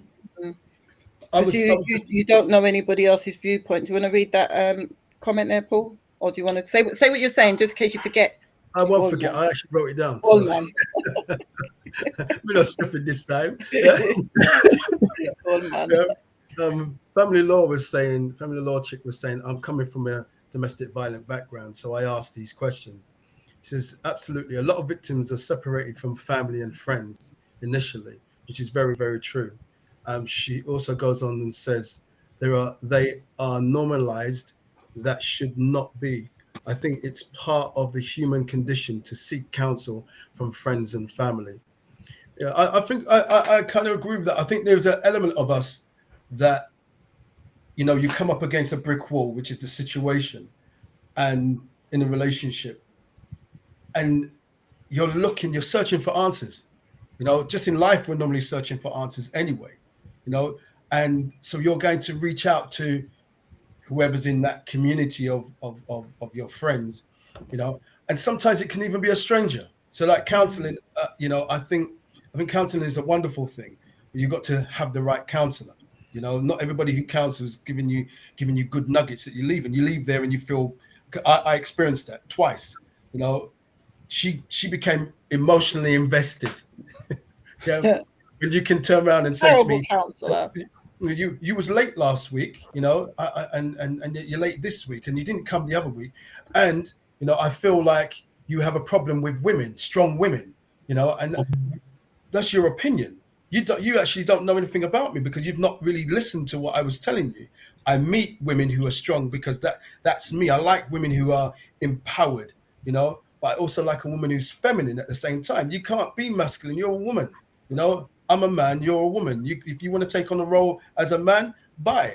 You understand? So I don't have a problem with that. I just like a strong-minded woman who can give me, you know, the opinion of her mind and express herself. But I digress. I just wanted to say, I was listening to, you know, obviously about the subject that we're on, and I think that men and women are looking for almost the same thing: communication, truthfulness, openness, flexibility, respect, and the list can go on. Whoever wants to throw out there as well. I think we're all looking for the same thing, but we translate it differently at times, you know.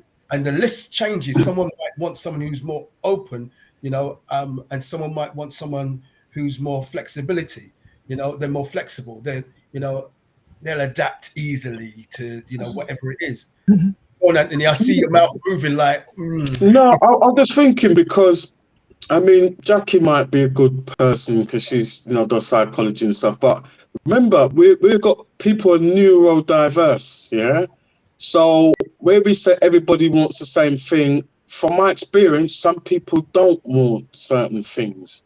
They see communication or challenge as confrontation. So it's like they don't want that. They don't want that. They just want, their definition of peace is actually no real discussion on that type of level. You must agree on everything. They want somebody who thinks like them. And when you think about somebody who's autistic, high level autistic, you know, high function, should I say, autistic, they think different from maybe me and you. And we must say, you're open and I'm just being honest. That honesty is, for them, is a challenge because they see it and view it in a different way. That's why I'm saying it interchanges, you know, because but ultimately, you know, taking away any form of disability, if we say, I think all of us are in some respect neurodiverse rather than disability. Yeah, you know, that's what I say, you know, but it interchanges. So the high priority for some is communication. For some, it might just be intimacy that says it all for them. That touch, you know, like some autistic, like we have children. Sensory. Yeah. So that hugging and that touching or touching something, that means more to them. That's the communication that means something to them. That's why I said, again, when we talk about communication, it's not always about translating verbally. Yeah. So it Yeah. can, you know, it's your perception of Non-verbal communication. communication. Yeah, there's non-verbal. That hug can say a million words, you know, but you're communicating what? You know, passion, Yeah. love, The light, silence. the silence as Again. well. I mean, so you know, when I look at, I think, you know, we say we all want the same things, but it's all really going to be down to about compatibility, because, like we said, some people are neurodiverse. They think differently from us. Like you said, they might want the touch, but then you want openness. You want to be able to communicate what you feel, and they would sort of say, "Okay, I feel differently." Then you just kind of come to some sort of agreement, but they don't want that. They'd rather silence, Can I ask a and question to everybody? that could be very frustrating to you. So, therefore, is that the same thing that you want? Not necessarily. You're just not compatible in that sense, I think. But compatibility is, you don't know if you're really compatible with someone until you're in it. Yeah, you Yeah, think you're but you can know certain things before. You can yeah, know certain things. Well, actually, when I talk to you on certain things, you go silent. And I try to open up, because this is always your default reaction, is to go silent. Then you should know, actually, this is frustrating me. Me and you, we're not compatible. but how far have you gone in a relationship? Some people can get married and they've accepted that, where that flexibility comes in, and says, you know what, you're just that kind of person. They say, I don't, because there can be an answer to it. You know, I'm not really that talkative person. I listen more than I talk. But you find out that it's actually a default for them that, you know what, I don't want to express myself for this reason. We go into trauma, we go into all different things there. But what I was going to say, there's a question to all of us. Would you want to be with someone who is like yourself? And it's out there as well to family law, all of you. Would you want I'd like to somebody be with who's someone just, who has the same, where we share the same values. I think that's something that I've learned in my experience in relationships, that, you know, the reason why a lot of the relationships I've been in have not worked, including my marriage, was that we didn't share the same values. We didn't share the same values spiritually, health-wise, parenting, managing a home, financially. We did not share the same values at all. And so now in my latter years, with that raised understanding, it's something that I now offer to others, that, you know, find out what your values are. Spend some time knowing yourself, so that when you meet another person, you're able to explore whether you have the same values, because that's what's going to feed into this sense of compatibility. Whereas oftentimes couples are like, yeah, you're from South Africa, I'm from South Africa, yeah, we're compatible, we understand the culture. But then you have different values, and then you wonder why the relationship breaks down. So that's important for me, and I, you know, realize that it's something I need to discover in the getting to know people. And, you know, I've been attracted to people where I'm just thinking, wow, you know, I've been attracted to the sound of them, the look of them. But then when we've talked about values, it's like, no, mate, I could not spend the rest of my days with you, because our values are mismatched. it's good. Not That's good. happening. But do you reckon, in the getting to know stage, that one can change their values and their viewpoints where they can match? Because I feel in marriage, you come as an individual, or you come as an individual to be one, and you're two imperfect people. So you're gonna come with your own viewpoints and your own values. Likewise, the other party is gonna come with their own views, and you're gonna merge into one, and then your values and viewpoints are gonna intertwine and interlink, and then get merged and become yours. Now, I think, Possibly, not guaranteed, yeah, definitely, yeah, that's Well, true. Because some people, they're not prepared to change their views or their values. because their value is not Are they family. yeah. but I mean, just listen to what Jim is saying there. Yeah, I mean, here's what Jackie said. But I think you can still have different values and still be compatible with a person to a certain extent. because like you say, you can come in having quite different values, and you do change your viewpoints. Are those As you values? grow, so as you grow, as you mature, you change your values more aligned with that person that you're with. There's certain things that you will always have difference. Like even Paul saying, would you have somebody who's just like you, or think just like you? Can't have somebody just like you, because you're always going to individual. You're always going to have certain viewpoints that will disagree. I think that's normal. We're man and woman. I think from Genesis it said man and woman's going to have problems straight. Yeah, I think if you read a certain version of the Bible, it kind of shows you that actually there's going to be problems here. Yeah, so I think you must share certain values that you think you must share. Others you're going to have very much different, but you can still be compatible. That's just my opinion. It depends on the So when core. we think about one value, say respect, if we have that same value, that enables us to hear each other and to agree to disagree and to be accepting of each other's individual way of thinking, because we share the same value of respect. So there's just certain values that need to be, the core values, I think need to be. How about, let me give you an example where, okay, we can say we both have respect for each other. Yeah, we've got respect for each other, but I have a tendency to curse. Yeah. And you don't curse to you, but you just curse. So really, we've got respect, but there's still that value where you curse, and I don't really like when you curse. So I just think, I don't know if I'm even giving a good example, but it's like that is a good one. That is a good one. Keep going.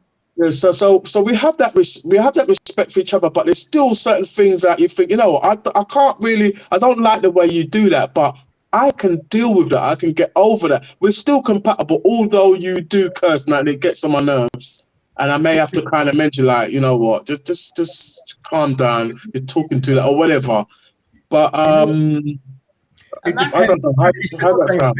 It depends if it's a core. Can't hear you. You're both speaking.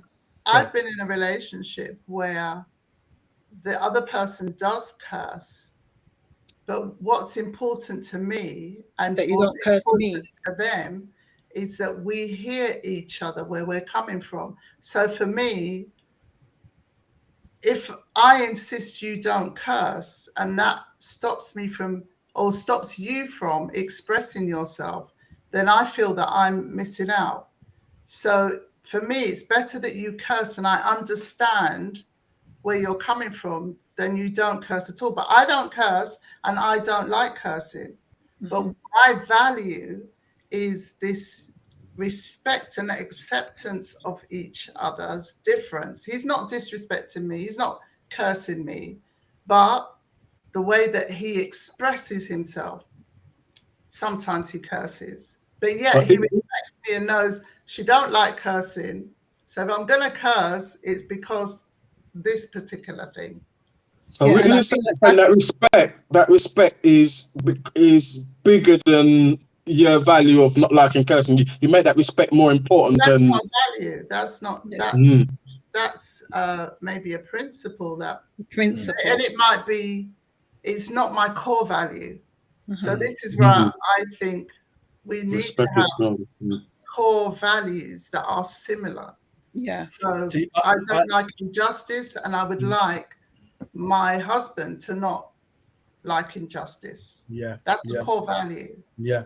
See, I'm the same, Jackie. I don't like injustice work otherwise. And I'm that person that lawman that will come in and try to deal with a situation at work or whatever, the situation that I'm in. See, I don't like cursing. Maybe because where I was young and I cursed like anything.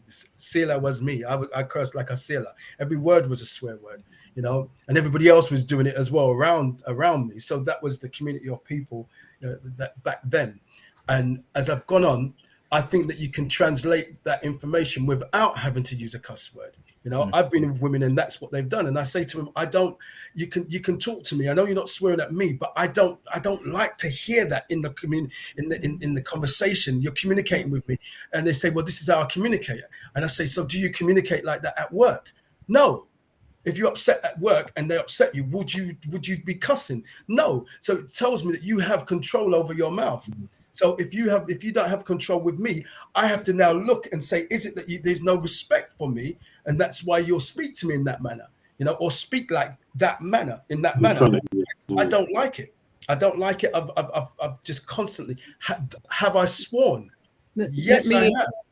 But I'll grab myself back, apologize, and say, you know what? I just lost myself for a moment. Forgive me, because you know I don't talk like that, and have a proper conversation. Let me say something on top of that then, Paul.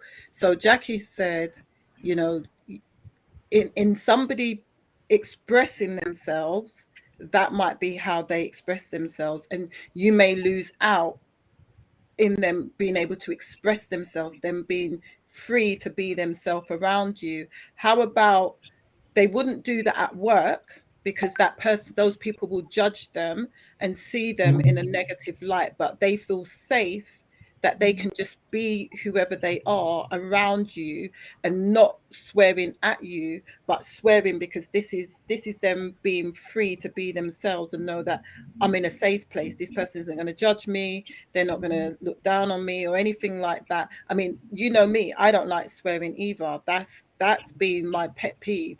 When people used to swear when I was younger, I used to feel like I was just going to cry.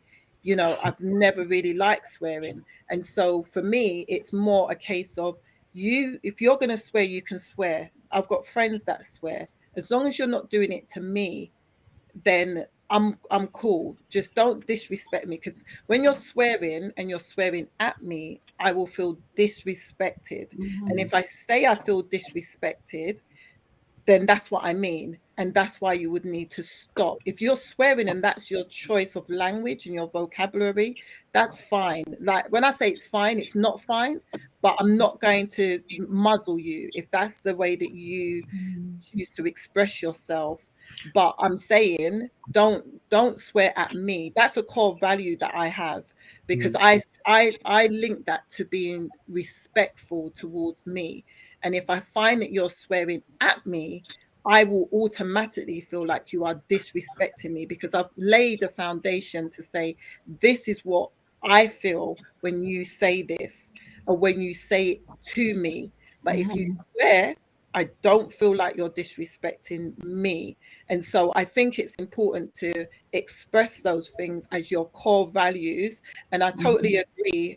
Having core values and principles, these things are different. And I think that sometimes it's intertwined and misunderstood. Because if I'm going to be with somebody who's got the same values as me, that's going to be important.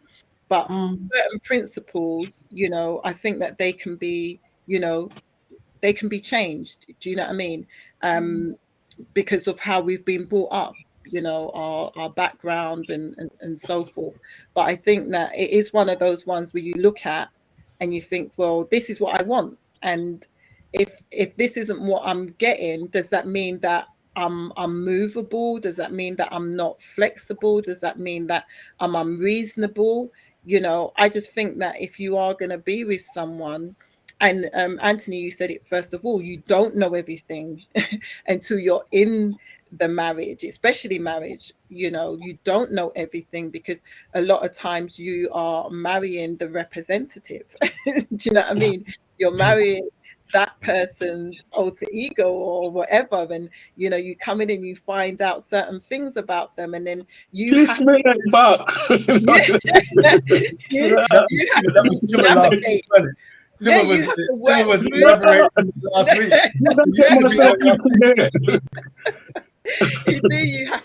You have to work through that, but then it takes that person to understand that we're working through this. There's going to be things about me that you don't like, and there's things about me, things about you that I don't like, and vice versa. And I think that it's having that mutual respect and understanding that we're going to work through these challenges and work through these issues.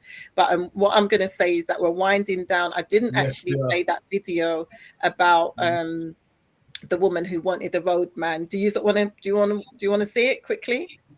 Yeah, I think go. Just touch See it. it quickly? Why not? Yeah, tell me what you think about this, and then we're gonna take like final comments and stuff. Read the last bit of the chat, and then we're gonna sign off. Here you go. I don't want this one. Dark spots. Another Whoops, one. hold on. Young lady Let me do posted it a again. video saying that God sent her a good dude, but he wasn't a hood dude. So, God, please send her another one, is what she was saying. Now, with that being Let me bring said, it back. Sorry. I don't want this one. another one. This young lady posted a video saying that God sent her a good dude, but he wasn't a hood dude. So, God, please send her another one, is what she was saying. Now, with that being said, I call a young lady because she looks like she's in her early 20s, late teenage years now. She probably be joking. And but as a man, I know that this is a mentality for a lot of women around that age. Now, so a lot of women around that age wants a street dude, hood guy, whatever the case it is, and they get traumatized by these guys. They get abused by these guys. They have children with these guys. And as they get older and they mature and understand, now they want the good guys that they didn't want at first. They didn't want them guys. You didn't want these good dudes because you want the hood guy, and you expect these good dudes to deal with all your trauma from the hood dudes or the street guys. It's not how it works. Ladies, I understand y'all want what you want, but you have to understand this. Live with your mistakes. Live with your choices. You're going to be okay. Keep that same energy. The reason why I wanted to play that is because he's directly saying that he don't want a woman who's going to be coming with baggage, who's going to be coming with all of her challenges after she's been with the hood dude. And so that's a man that knows what he wants in a woman. He doesn't want a woman to be coming with all of her trauma, all of her issues, all of the baggage and so forth, as they say it, because you chose wrong in the first place. Debbie, saying that, yeah, sometimes that girl has to be with a hood dude before she can recognize that a good dude is good. So, it can work different ways. I hear you.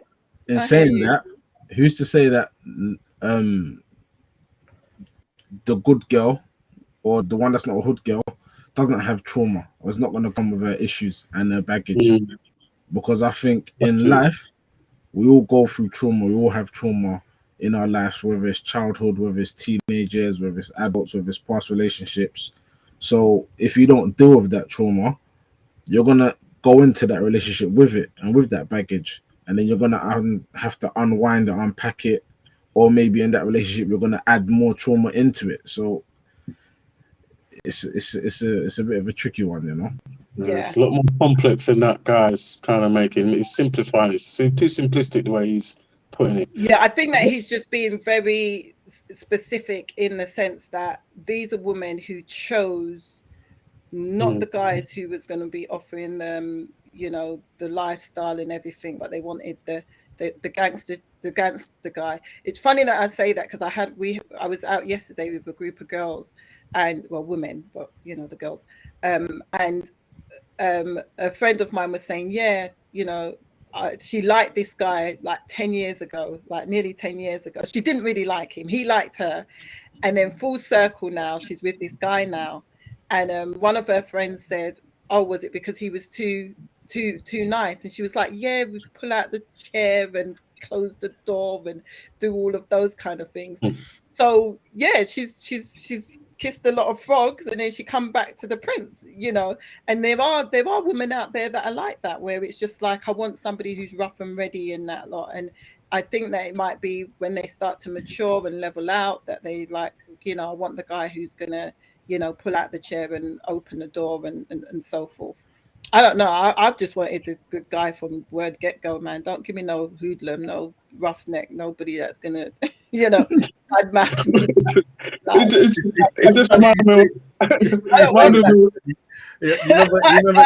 never wanted that. I mean, I'm like, who are you? Don't come near me. Debbie, do you remember the young lady in America that like I don't even know where I'd be right now?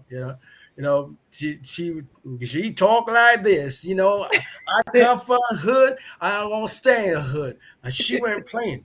And it was like, I'm asking myself this question: what are you doing?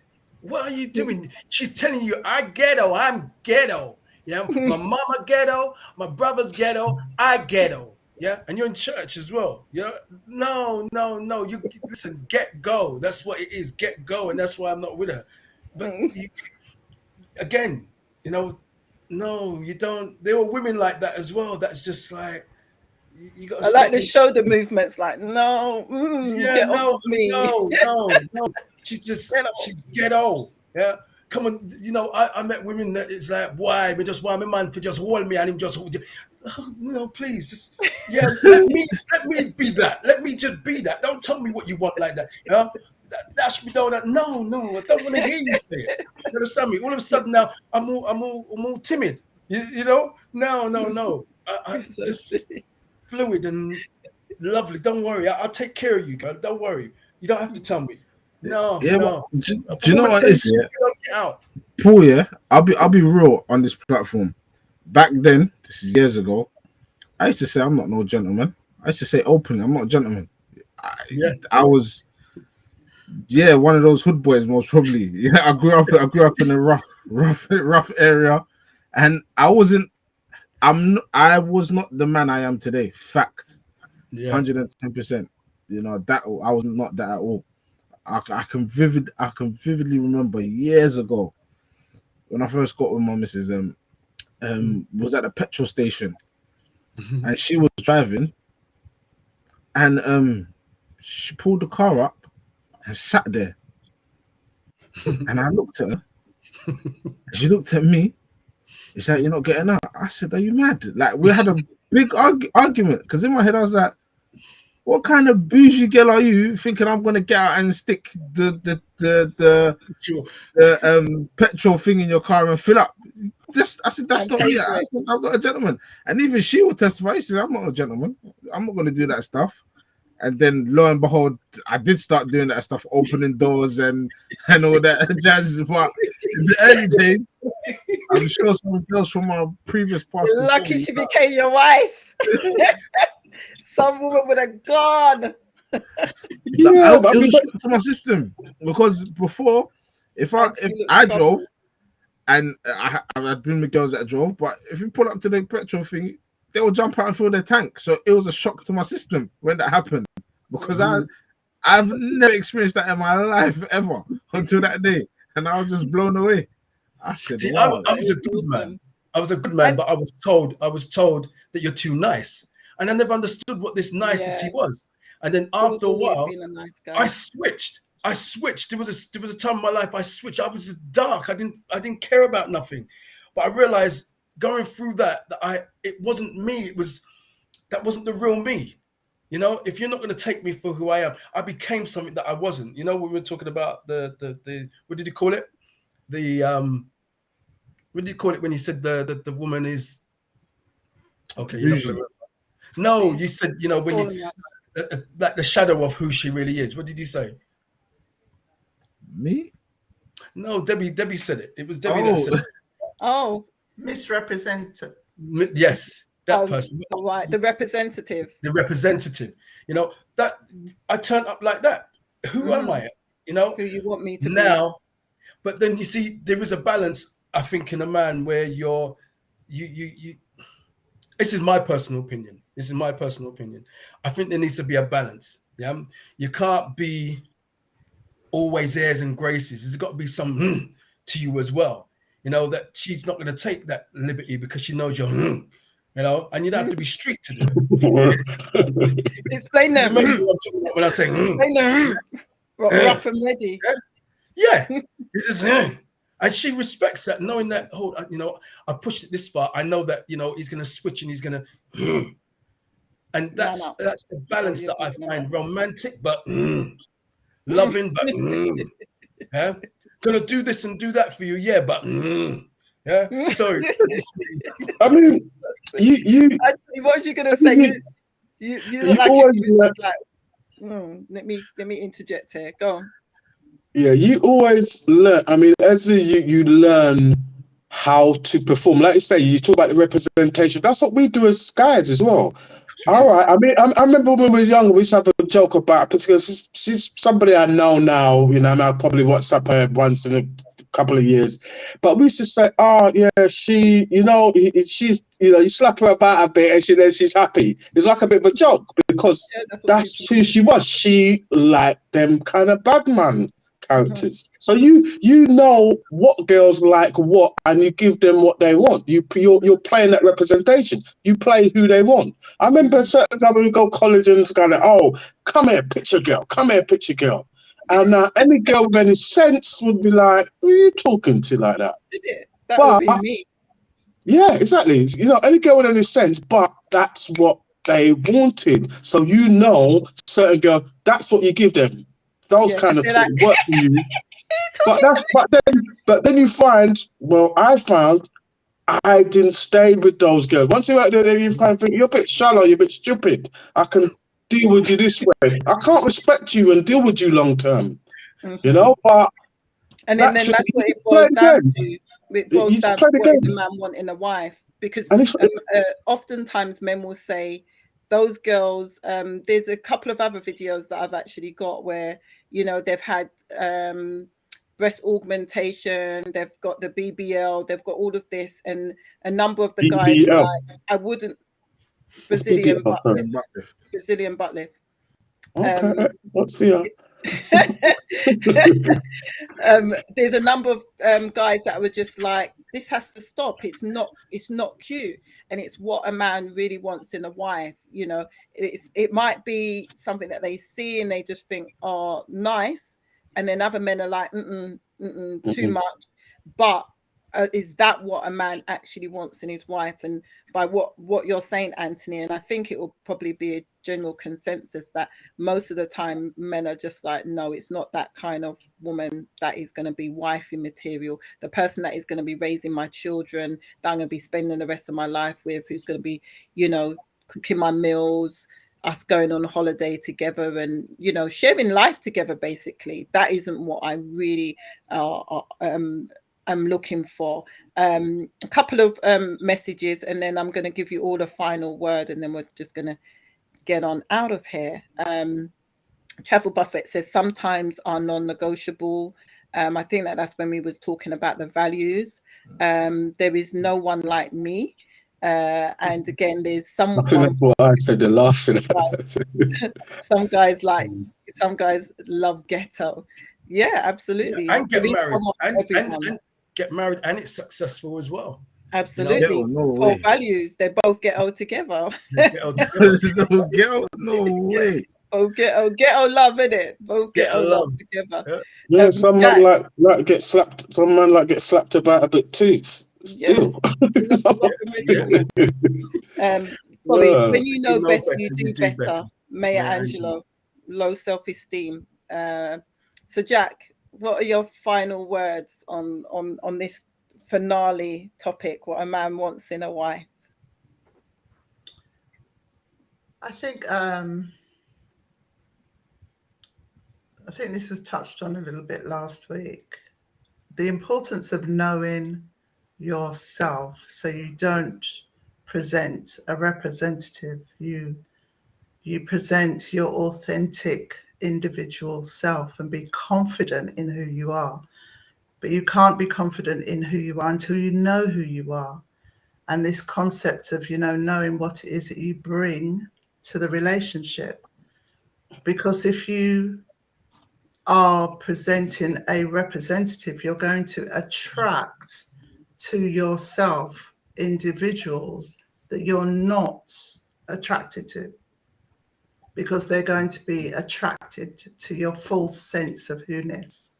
So it's important that you are true to you, and then you will attract something more compatible to you. And in knowing yourself, you won't waste time in the wrong, unhealthy relationship. And yeah, being aware that we're not dead, lifeless objects, that we are living things. And as living things, we grow, we develop, and we oftentimes go through changes. So, but we need to first come knowing ourselves. And so, as Chuma said, you know, when you come together, sometimes you exchange values and then you end up sharing similar values, which enhances and increases compatibility and stayability. But I think it's important to first work on knowing who you are and becoming healed as well from your traumas or, you know, misconceptions about yourself that has come from teachers, parents, ex-relationships. Work on self. That's my thoughts. That's brilliant, Jackie. Awesome. Chima? I'll keep mine sweet and short. I think, in my opinion, communication is key. From the genesis, whether you're courting, whether you just linked with someone and you're starting the dating process, communicate, get to know them, talk to them, understand them. Likewise, let them understand you.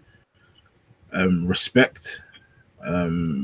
That's just critical in any relationship. I feel, you know, how you treat that person, is that the same way you would want them to treat you?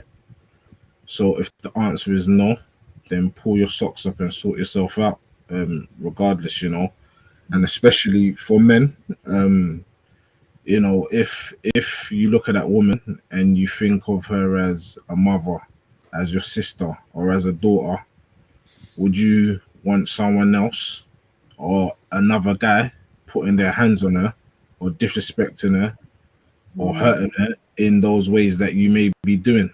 And, you know, when you kind of point the finger, just know there's four pointing back at you. So sort all those aspects out before you start pointing the finger and doing what you're doing.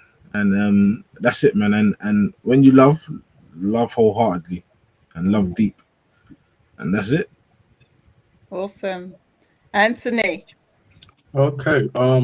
Just sticking to what a man wants in a woman. I mean, I'll go back to that being very individual to you as a person. And you know, you've got shows like this can help you to really think about what you really want in a woman before you go in there and find out they don't have what you particularly want. Obviously, we have to be very careful that we do not look for perfection, because I think a lot of people stay single because they're looking for all of these perfect attributes or certain attributes that they might never find. So sometimes, you know, we've got a kind of, all right, not everybody's believers here or listening or whatever, but sometimes you've got to go to God and say, God, I need you to find, because I will not fully know what I need.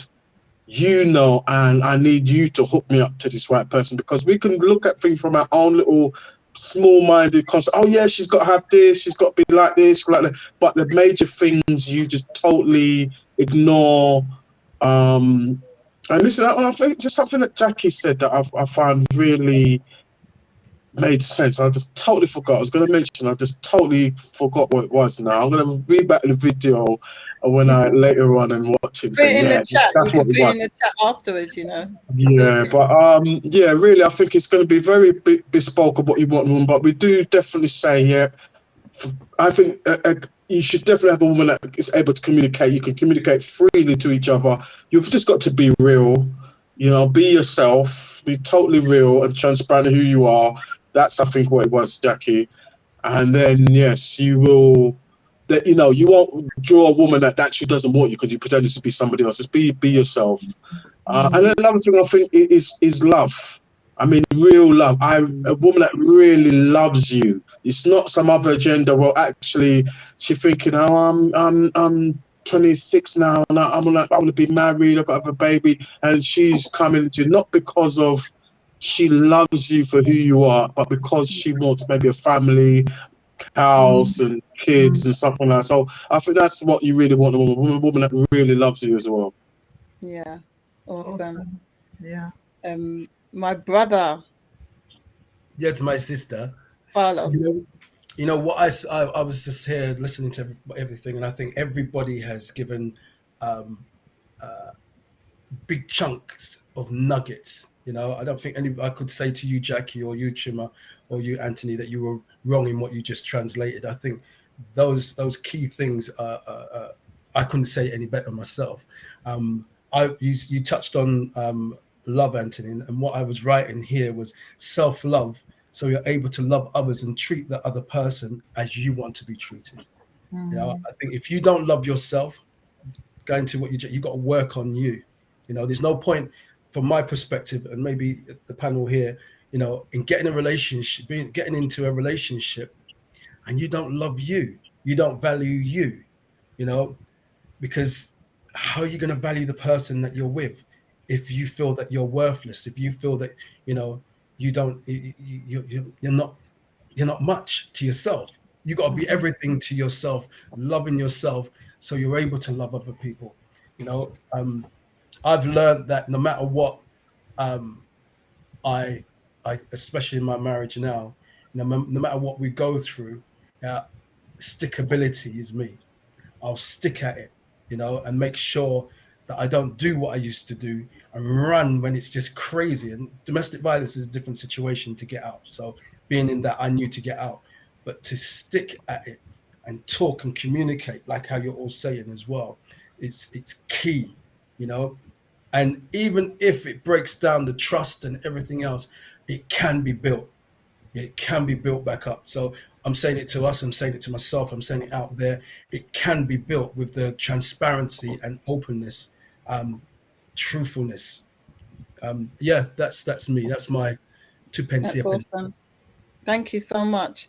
So I'm not going to add anything more to that. I think that you all said it eloquently. I think that you all spoke from the heart. I think that if we was to amalgamate all of what you just said, that would be like perfection. That would be like awesome.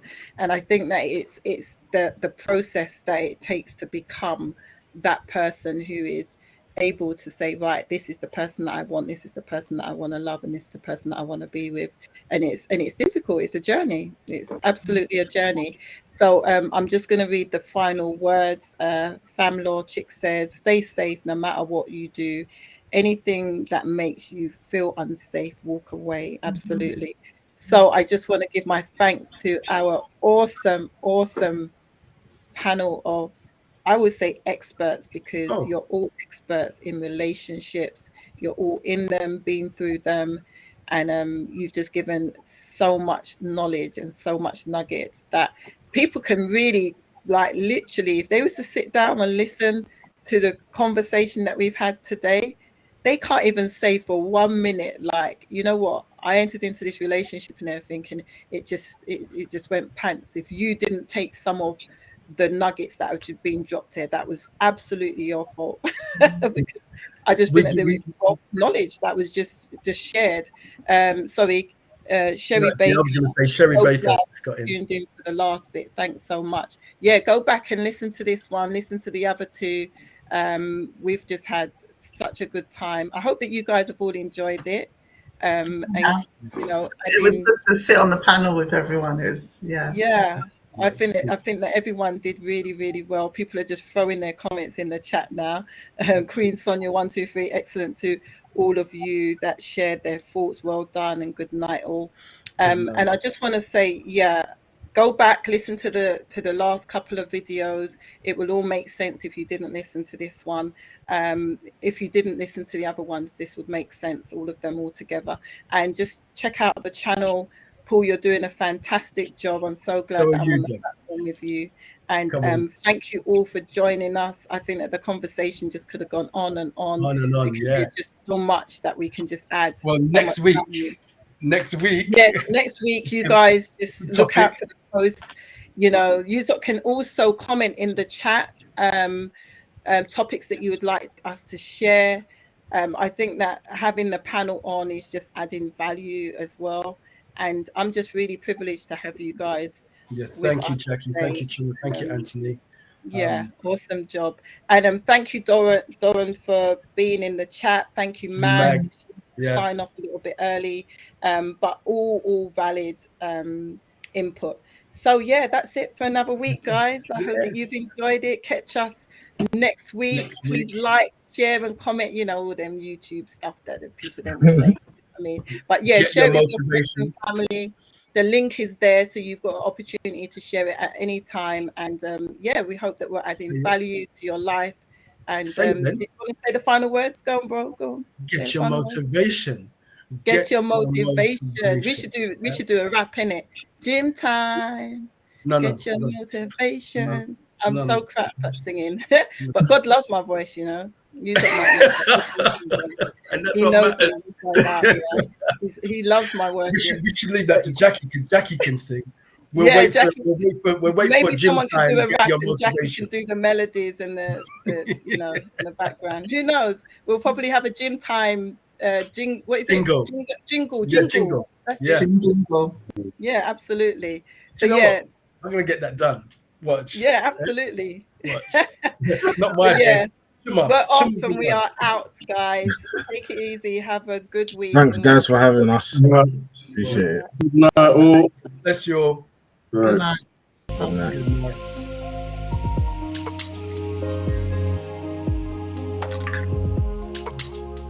Remember, you guys don't have to